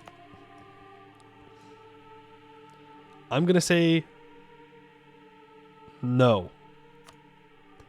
I don't want them having power here because I don't want them actually living here. I want them living here. This is where I want you guys to move to. Don't you want to move? Think about it. The nice views of the Red Sea. Oh, beautiful this time of year, I've heard. Just absolutely gorgeous. Surely you want to move here. Surely. Surely. I was going to build another road, but then I forgot to turn off the auto investor. That's okay. We're making 4.42 ducats a month now. Not bad. On our force limit's up to 10. The right coins menu is the sector, not the province. Yeah. This is for the whole sector, and then this coin is for the trade in the province. But I didn't find anything that said specifically peasant subsistence. It was just province subsistence. How do you lower autonomy? So there are a lot of factors that influence autonomy. We're on the year tech, so I can't show you directly. But if you look here, we have a couple things. So number 1, there are privileges that are held by the nobles that increase autonomy gain, and there are privileges that that the bureaucracy has that also increases autonomy because they're not good, right? The ones that increase in bureaucracy means that our bureaucracy is underdeveloped, but the nobility means they have too much power. Being a city, which means having urban development, increases autonomy. Aristocratic faction being in charge increases it, and then elite power also increases autonomy. The next big thing that influences autonomy is communications efficiency. So you can see in our capital, we have 100% communications efficiency with the capital, meaning that when our ruler says do this, it's going to happen in the capital. If we go one province over to Gojam, it's still perfect, but it's at 93.8%, which means that our monthly autonomy change only goes down by 0.93. We go to the next province, it's dropped to quick, 70%, 0.74. We go one more, nightmarish communication, 5.9%. Essentially, nobody really listens to our ruler. Like, we are technically in charge, but they are semi-independent to do what they want. So that's why we're trying to build roads, is we're trying to get the communication efficiency everywhere to go down. And right now I'm focused on making sure that my 3 important territories in here, 2 cities and 1 like farming area, are good to go with that. When you make more money if you move trader from the Red Sea to the Nile? No. The reason I say no is here I can sell resources to Yemen. I can sell resources to the well, actually I can't sell to the Mamluks because they hate me. But anyone that has a merchant here and has a province in this node, I can trade with if I have a merchant here. So like, I guess, yes, the answer is I would make more money if I collected here. But remember, these provinces are all no good to me. And so I would rather make money selling to Yemen than giving my population over here access to more goods. As messed up as that is, like it's just kind of how it is. I am working on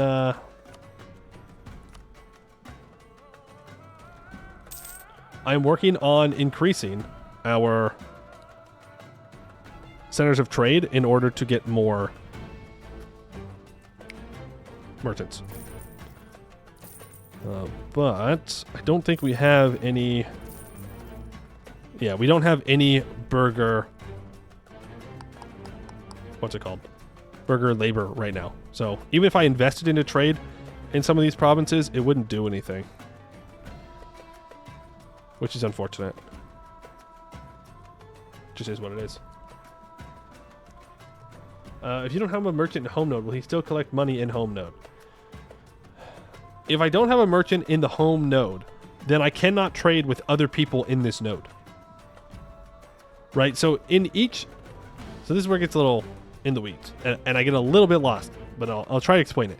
So each trade node is like we know it in regular EU4, right? These provinces are a part of this node. The trade value they produce goes to this node. It can be pulled into different nodes, or you can collect it here. And then inside the nodes, there are different sectors, and each sector belongs to a country.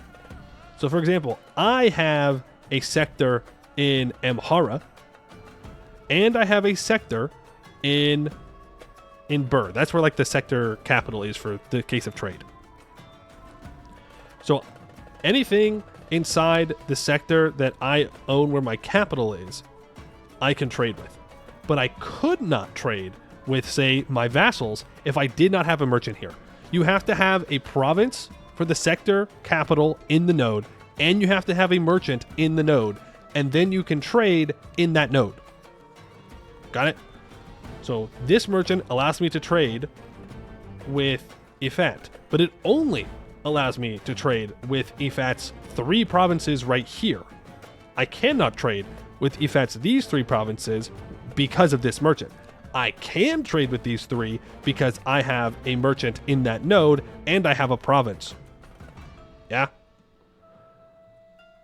Well, let's say I wanted to trade... I want to trade with Shiluk, the vassal of Alwa. I cannot do that. I do have provinces in this node. Showa is my sector capital, but I do not have a merchant here, so I cannot trade with anyone. That also means that I cannot trade from my capital to Agu, because I do not have a merchant here. You have to chain your merchants. It's very important. Trade stocks in the EU, I think this works. It's still a little weird that you have to make it go in one direction for transferring, but, you know, it is what it is. So if I wanted to trade from India, from southern India, because I know that node connects to the Red Sea, if I went and conquered all of India, all of it, every single last piece of it, and I wanted to transfer through, it's not called Coromandel, but let's just call it that, and I move it over here to the Red Sea, but I don't have a merchant in the Red Sea, but I do have a merchant at home, then I cannot trade the goods from India through the Red Sea to home. I have to have a merchant here to be able to move it across. I think you could trade with the Red Sea node if you just had a merchant in it, because Amhara has a major center of trade. Is that how that works? The way that I read it on the wiki, I needed to have a merchant.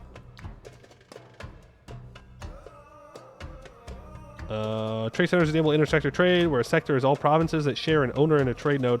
A sector with only a minor center of trade like this can connect to other sectors if the sector owner knows of the country or the sector is within trade range. And every sector is in the same node. Every neighbor, important, major, or dominant centers of trade. All sectors in neighboring nodes if the province owner owns a province or trade post in the neighboring node. The important sector of trade exists because of one of the following reasons. It has around, okay, well, 3 times more trade power than a minor center of trade and doubled in prominence. It can upgrade to a major center of trade when it fulfills the following conditions. It produces a significant fraction of the trade node's node power. It is the sector center where all cities of the sector combined produce a significant amount of trade power, making up a significant percentage. I think I still need the merchant, unless I'm just misinterpreting this. But having the trade center enables you to actually do the trade, but you still need a merchant, right? All sectors in the neighboring nodes can be traded with if the province owner owns a province or a trade post in the neighboring node. Yeah, so I still have to own the province. And you get more merchants by having more centers of trade. You see here, a minor center of trade gives you 0.2 merchants. A important gives you 0.4. A major gives you +1. And then there is another one. There's dominant, but that doesn't happen until global trade. But major center of trade had more information. Jumping a node. If the action where a sector can reach another node, which is not a direct neighbor. If we have nodes A, B, C, A would reach C through B. Majors can do it once, while dominants can do it twice. For example, A, B, C, D, a dominant could reach D directly if they own in B and C. In the first jump, sectors can trade with important majors or dominants, while the second jump, the last possible, can only trade with majors or dominants. Oh, okay, hold on. So if I had a major center of trade in my capital, then I could trade directly with India, because I could skip over the Red Sea. Am I interpreting that right? Is that correct? We have nodes A, B, C. A would reach C through B. Majors can do it once, while dominants can do it twice. If we had A, B, C, D, a dominant could reach D directly if they own B and C. No. I don't think that's what it's saying. I think it's saying if I own and if I have all the other requirements for trading, right, the merchant and the province, I can skip nodes that the trade goods have to go through to get somewhere. Right? So if I have a major center of trade in my capital and a major center of trade in India, I can send the spices from India directly into my capital, but I still have to have the ability to trade in the Red Sea. But it just means that I can get the resources to somewhere else easier. I think that's what it's saying. Maybe.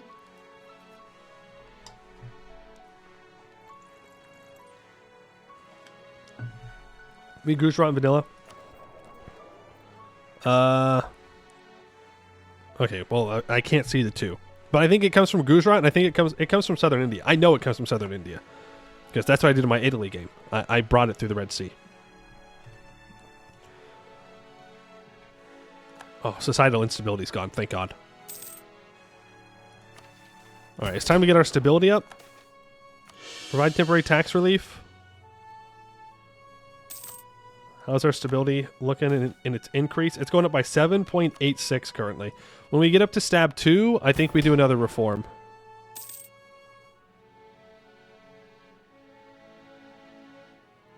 What am I lacking here?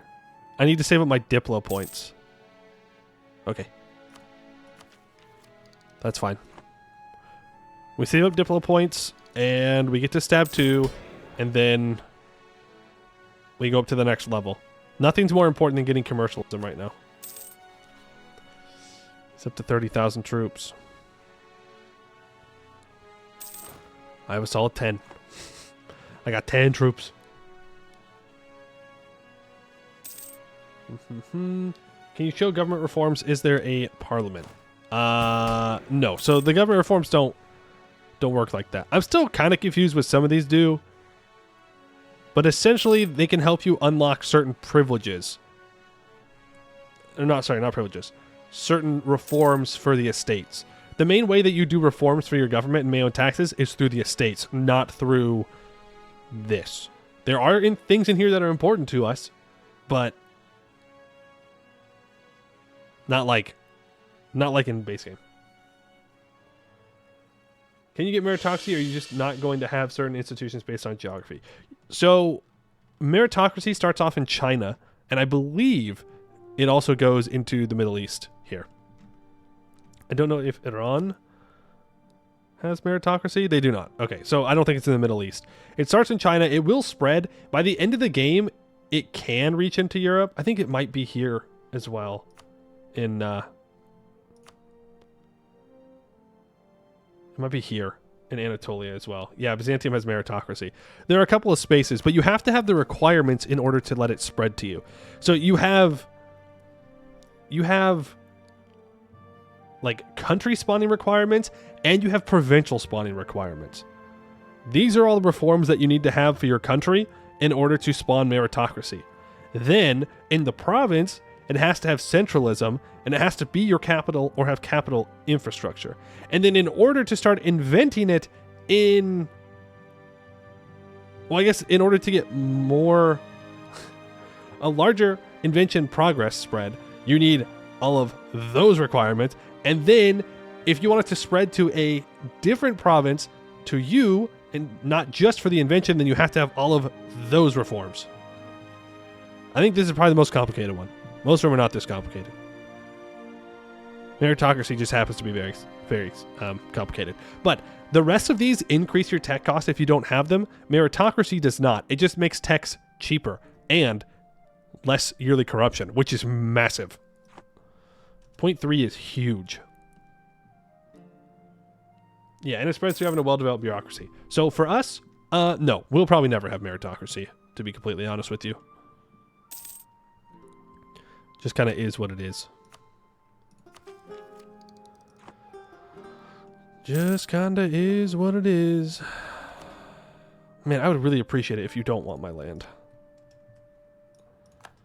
In fact, I don't know why you want my land. Also, I can build a road.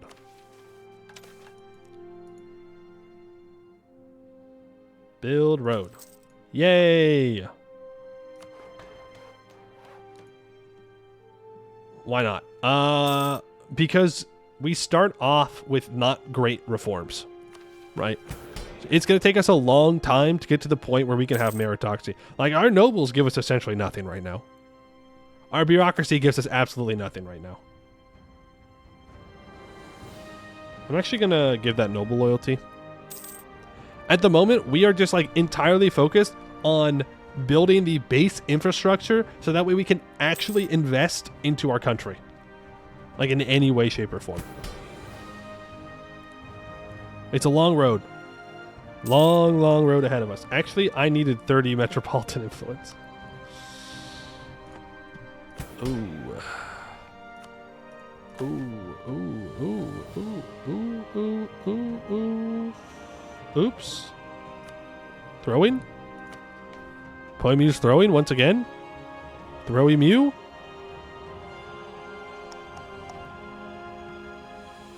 Huge Throwy Mew moment?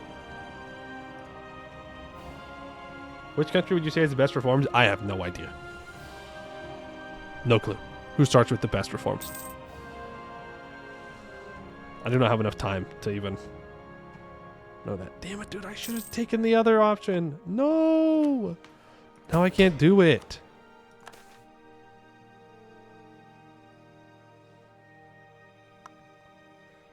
Frick. Frick. That's not good.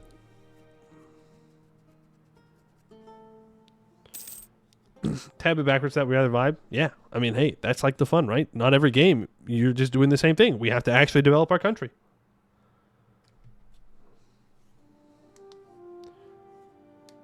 Good beginner nation. If you play as Milan, you'll win. You're pretty safe. You're the largest country in Italy. Just watch out for aggressive expansion when you expand. You've got lots of mines. You've got lots of farmlands, lots of population, cities, lots of goods that you can make. Really, really good if you just kind of like poke around and see. One thing I did find, though, is that a lot of the farmlands in Italy are already maxed out.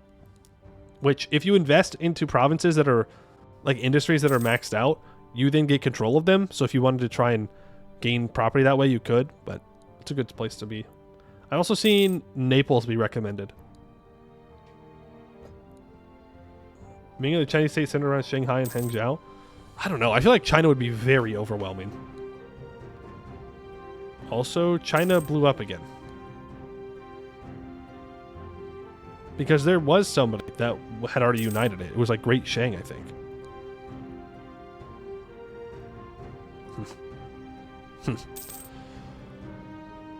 Well, like China starts in the Thunderdome, and then you just have so much. You have so much everything. Ming explosion happened. L Ming explosion. There's an investment manager. Okay.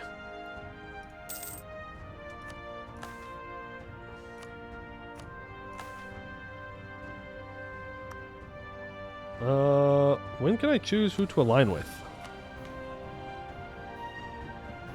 Noble concessions, 1415. Burger tax relief, 1414. None of these are... Broken merchants. Maybe I need to wait for broken merchants to be done. Then I can do the reform. That's 4 years, though. Are there any bureaucratic reforms that we can mess with? If I get 20 bureaucratic influence, that'd be pretty nice.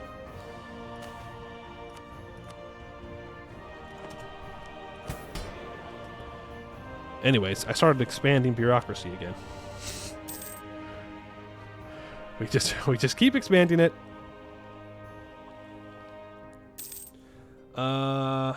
Yeah, Portugal's another one that I see recommended as well. Just because you're pretty safe. You just ally Castile and you're good. And then you can just colonize away to your little heart's content.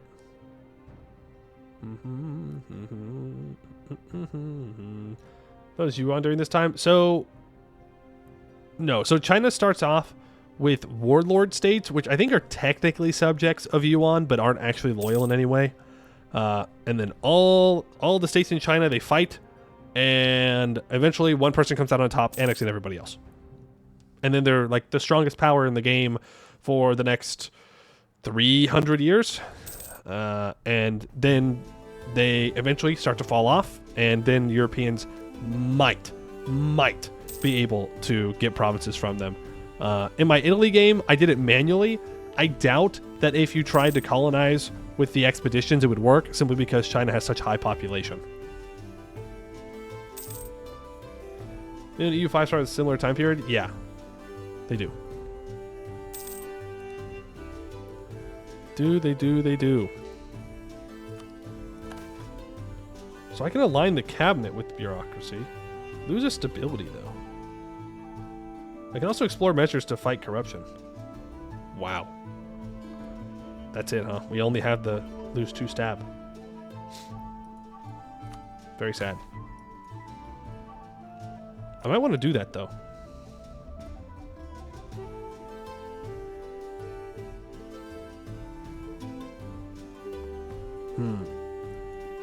We would lose 2 stab, but we lose 5 state corruption, which is the one up here. And we would lose 10 bureaucracy corruption, which is over here.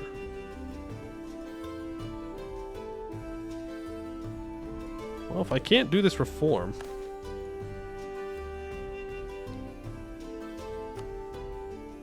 I'm going to do it. What would that corruption on down? Provincial corruption just got lowered by 10.59% because we just did that. We'll see what it is on the next tick that it updates. I don't know if it's a yearly tick that updates or a monthly tick. Monthly. Yearly. Sorry, yearly. Widespread tax relief goes away. Let's provide grain for the commoners. And then provide some tax relief. We've got the money. We're building the road in Shua. Still got a couple of years left to deal with that. It's demanding knowledge. Ugh. We don't have a lot of knowledge. Like, we have the properties built. It's just going to take a while for them to become profitable.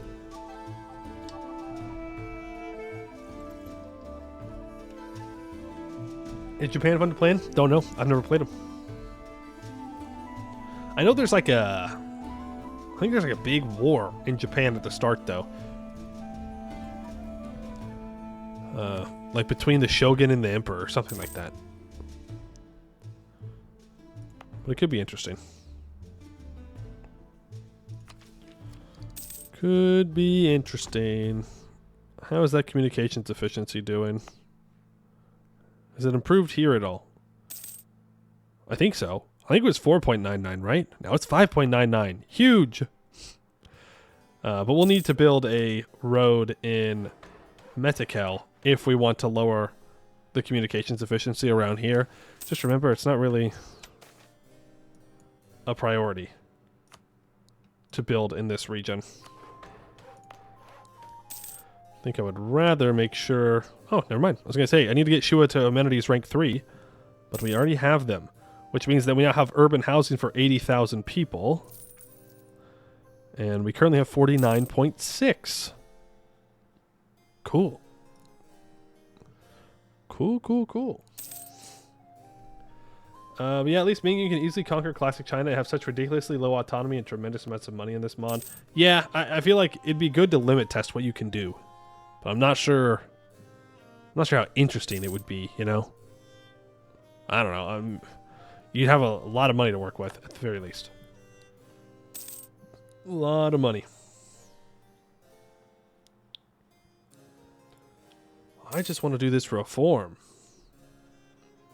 That's it. Actually, I could probably look around to see if we need to invest in things. Like in Amhara, since I don't need the peasant labor there as immediately, I would love to increase our knowledge output. I would. I would. Let's do a census, though.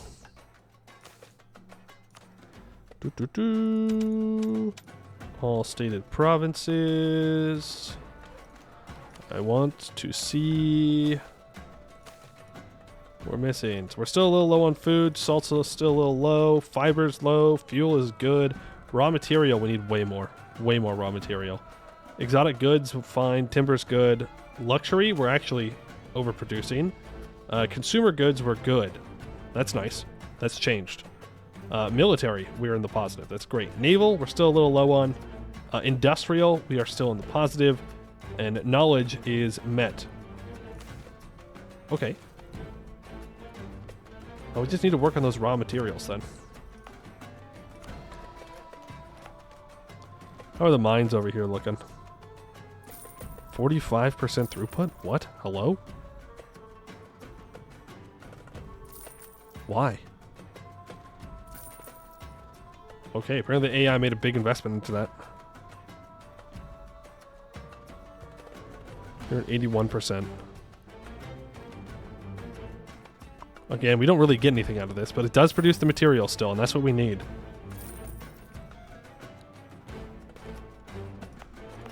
Unless we have some peasant labor available in Amhara? No. Of course we don't. I'm still going to invest into the timber in our capital, though. I feel like it's a good use of the monies.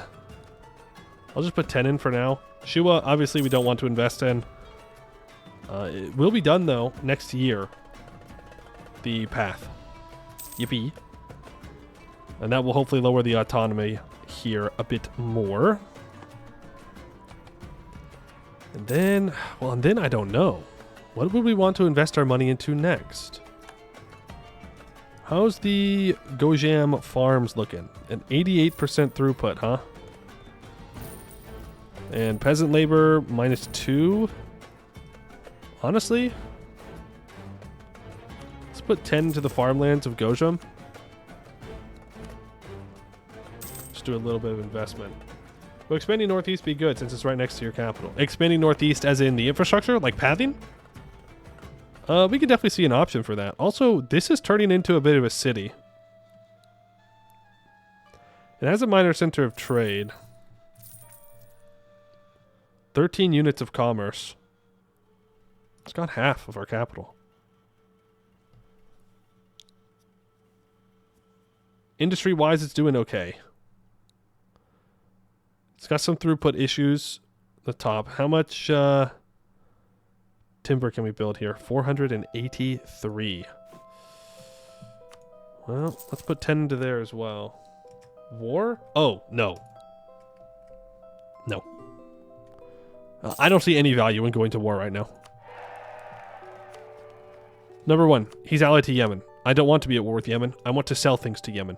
Number 2, this guy, allied to the Mamluks. If I saw an opportunity, I would kill him. Number 3, this is my tributary. He gives me 2 ducats a year. Wow. Yay. Okay, maybe that's not so good. Maybe that's not quite as exciting as I was hoping it would be. Tyrannical nobles. I don't really want to decrease peasant freedom. I think we tell the nobles to piss off.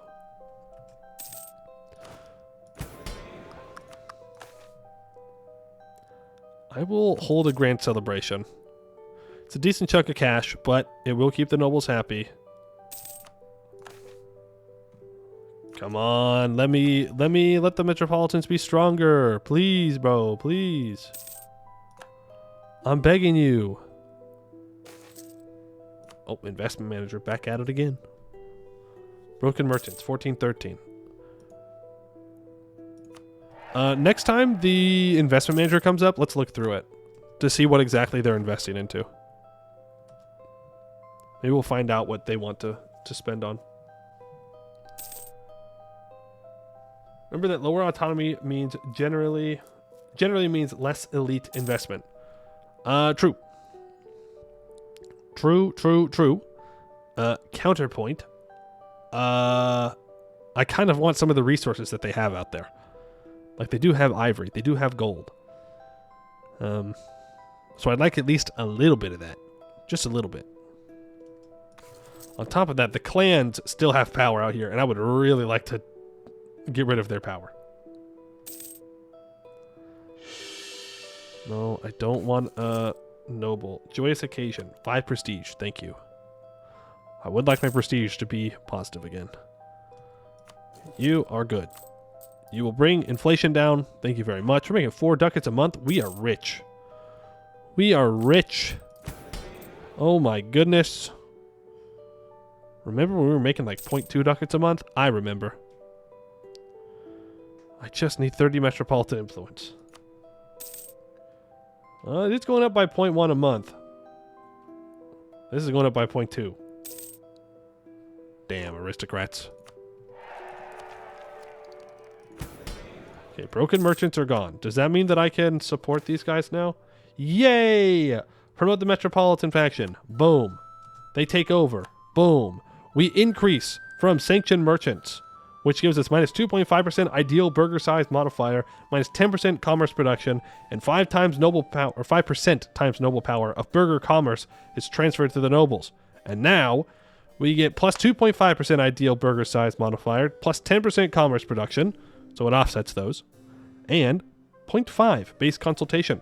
1% times state reach of burger commerce income is transferred to the local tax, which means we make a little bit more money off of them. And the nobles no longer get to take away the burger's commerce income. The burgers are ecstatic. The nobility are pissed. I will enact this reform. Boom. We will lose 3 stability. It's going to hurt quite a bit for 10 years. But we have to do it. I'm going to sneeze.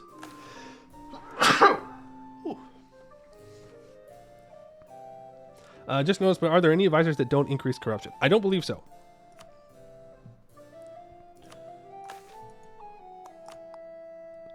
I believe they all do, in fact,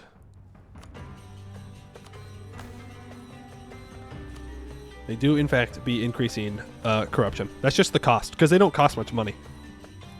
And if you upgrade them, it also increases the amount of corruption they give. Chop head off a corrupt advisor, goes down. Easy. Easy, bro. Easy, easy. Lower stability if you do that, but it does, I suppose, address that problem. Ooh, and I can immediately give out widespread tax relief. And full grain provisions. Stability is still going down by minus 3.8. Gonna be tricky to make that work. Has our investments into Amhara shown up yet? It takes like 2 years, 3 years. Timber size 88. I would think that my investment would show off more. I probably should have written it down. What we were at before, so I can see how much we gained. Unless you have a decent bureaucracy with reasonable corruption levels, you won't be able to wrestle those resources away. True. True, true, true. You are not wrong. You are not wrong. But really, my 3 main concerns are these 3 provinces. Right, this is where we're going to make our money. This is where we're going to industrialize, urbanize, any other kind of eyes. January 1st is a cursed date? No, January 1st is a great date. Because that's when everything updates. You have to think about it positively. You have to think positively. Okay, timber went up by 1. I'm not even going to try on that one. That's entrapment. Trying to say that word is entrapment. I will not do it. You cannot make me.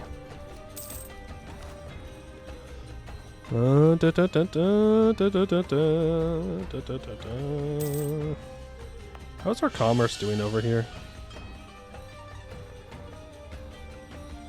Commerce, commerce, commerce, commerce, commerce, commerce. I would like to build a little bit more commerce. Thank you. I'd also like to build commerce there and there. Give me my commerce, damn it. Give me my merchants. January 1st is when E4 says screw Einstein and time freezes. January 1st is when my computer goes, oh no. Not this again. That word is why the 5th Amendment was made. That's right. That's right. It was to protect me specifically. Need more roads. I mean, I don't disagree with you.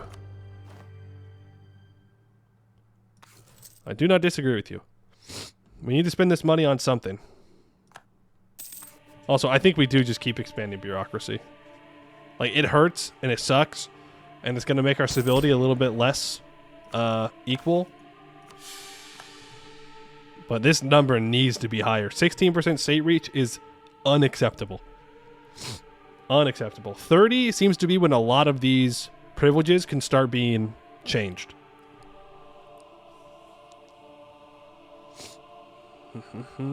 What's the having points? 1761? More like 1776. Am I right, my fellow Americans? Let's go! What do you need for bureaucracy reforms? A lot of it is just like state reach and bureaucratic influence. That's what a lot of it is.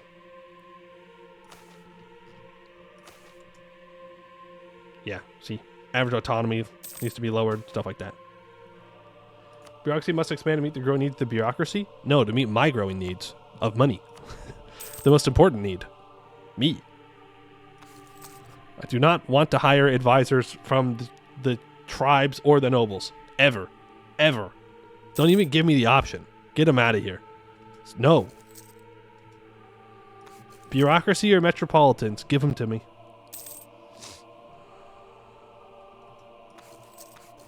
It's a good thing these are cheap to fire. But each one is like... Nice. What is happening? Why am I only getting... Okay, you know what? I'll take a spiritualist. Not preferable, but... Alright, bureaucratic instability is gone. Yippee! Now, if I want to get this to the next level... Oh. Oh. Win? Societal instability is gone in 1423.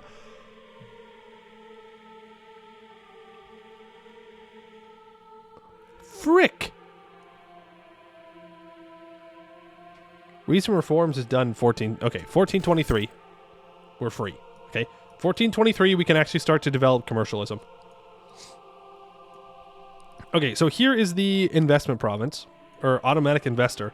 It seems to want to invest into Tigray. And what is it putting? It is putting 0.185 ducats into the agriculture here and 0.132 into the forestry. So it's making these very teeny tiny little improvements, which is fine, right? Small investments like these are great. That's exactly why I have it on. The throughput's a little low, but that's okay. Just gives us what we need. Show another province that just got invested into Agu. Increases his agriculture by 0.9, 0.2 into forestry, 0.02 into extraction investment. Now, that means that it's talking about gold. Now, how much of this gold do we actually own? None. Essentially none. We have 2.76. So, not that much. Well, that is one of the reasons why I want to get out here and own these, is so I can take those mines over. Because it's already maxed out. So if I invest money into it, it should just give me property, right? For any MEIOU heads in chat. Like, it should just mean that it doesn't lower the throughput, it doesn't lower the skill, it just gives me the property, which gives me money. And I like money. Actually, it gives me wealth. I don't know what that means, though. But it sounds good.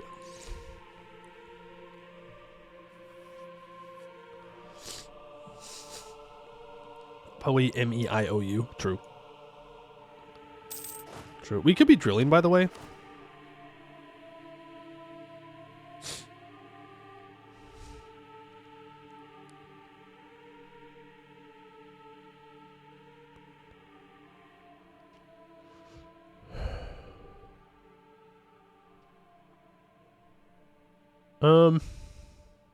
Do we want to drill? Actually, I don't even think we can, because our reforms mean that we don't get professionalism, right? Is that how that works? Or would I just, like, gain professionalism if I upgrade this? Our heir is industrious. Yo, like father, like son. Huge. Dynastic trait. No! Why are you... Why? I can't go nuts not blown out of proportion. I can't do that. We have to just let him take the L. But that's crazy.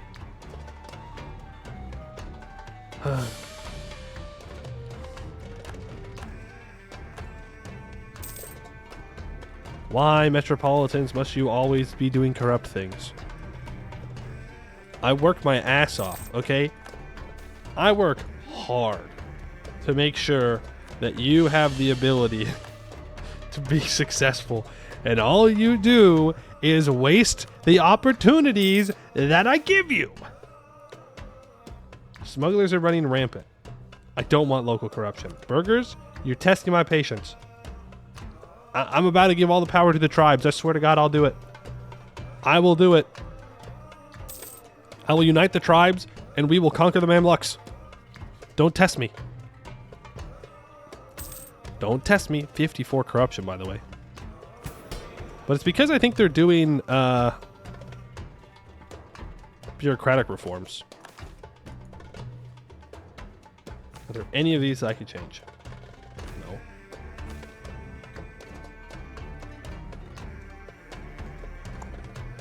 Nope. This doesn't look like a TTM. Maybe one day, Fernheim. Maybe one day. Isn't Fleury doing one faith right now? That's basically the same thing. Sure, he's playing as Sweden, but like it's a Norse one faith.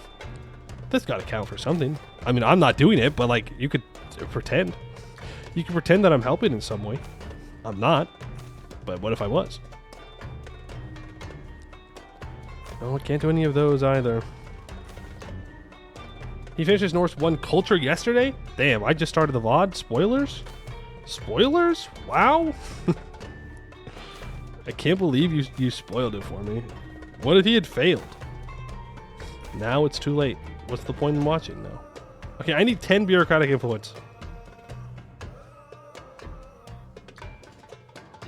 10. These sorry sons of bitches will never get there. They'll never get there. I have to click the side with the metropolitans to do it. Grain for the commoners. Temporary tax relief. And I can't side with them for a while. To be honest, one cultures aren't really challenging anymore since Kyoto engine became a thing. I don't know what that is. But to be fair, I'm also not very caught up on the one culture meta because I have never done one and I don't ever plan to. I feel good not having to do that ever.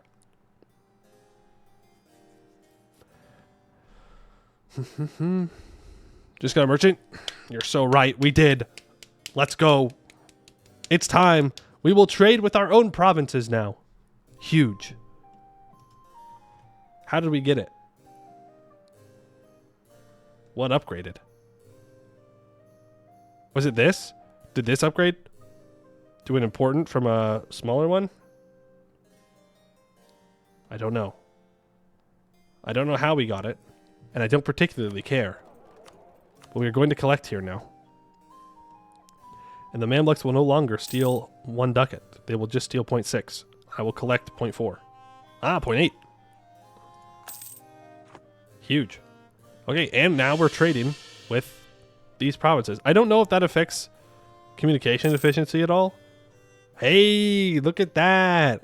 We're at 7.5. We're up from 5.5. Huge.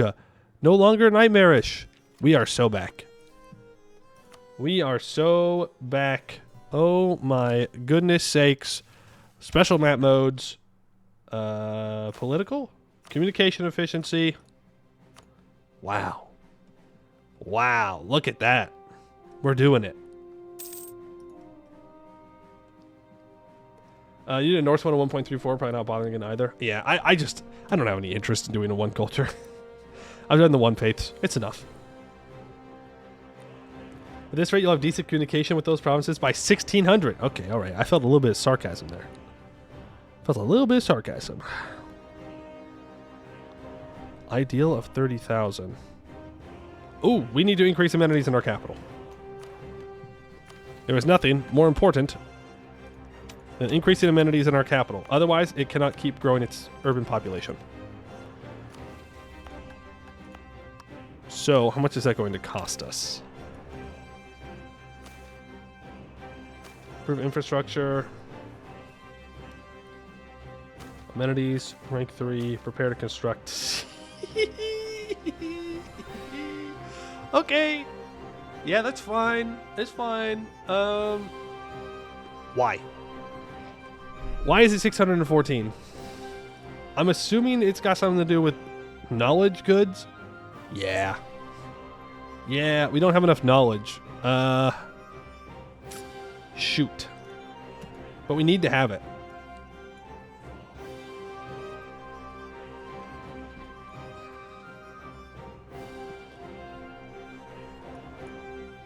You've expected better CE from rivers? Well, the rivers actually move the communications efficiency fine.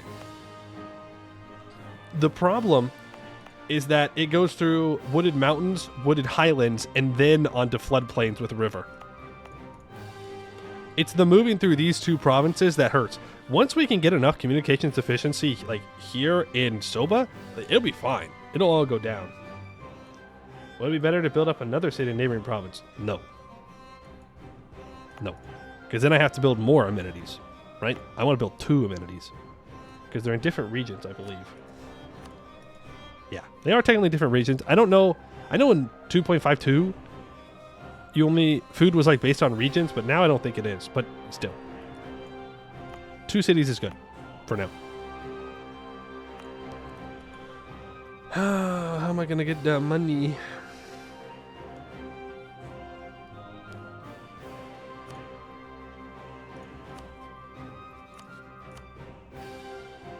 Now I am considering more.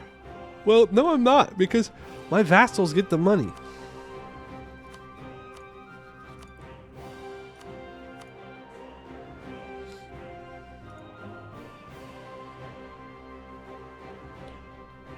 Do we just turn off the auto investor and save? Or maybe we just accept that that's going to be the cap there for now.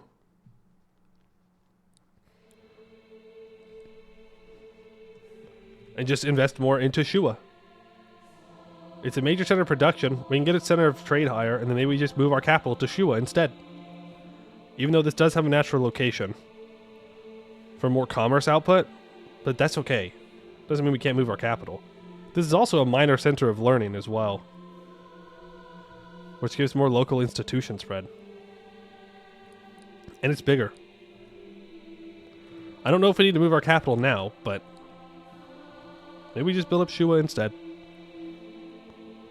Oh yeah, look at that throughput. How much available labor do we have?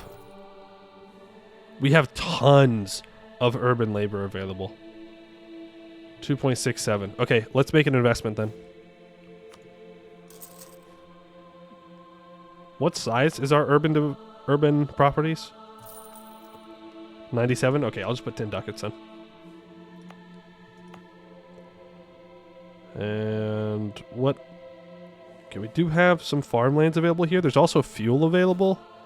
Let's put 10 into the forestry as well. Gojam, how are you looking?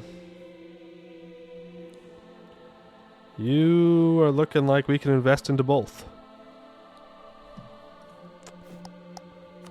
So you get 10 farmlands. Well, we'll just do the farmlands because they both use the same kind of industry. You're secretive now. Okay. Grand Celebrations has expired. I don't really want to do Grand Celebrations again.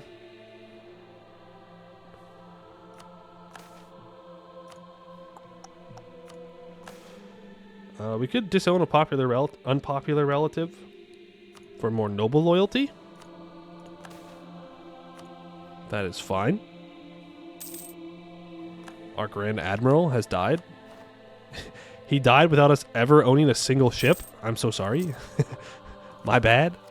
He had a dream and I just ignored it. He was like, I just want one boat so I could be a Grand Admiral. And I kind of just said, no. Banu Rassi. Do you want to ally me? Because if he allies me, which he won't, we could consider going to war with Yemen, but no. Not going to happen.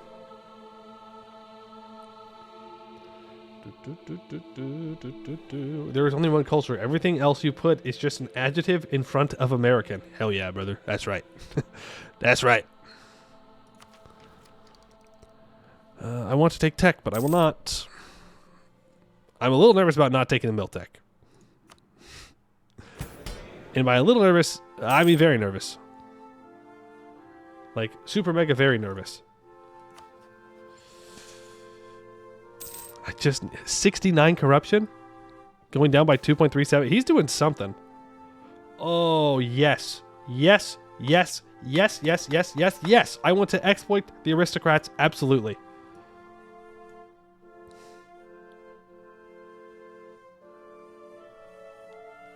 I'll lose a stab, though.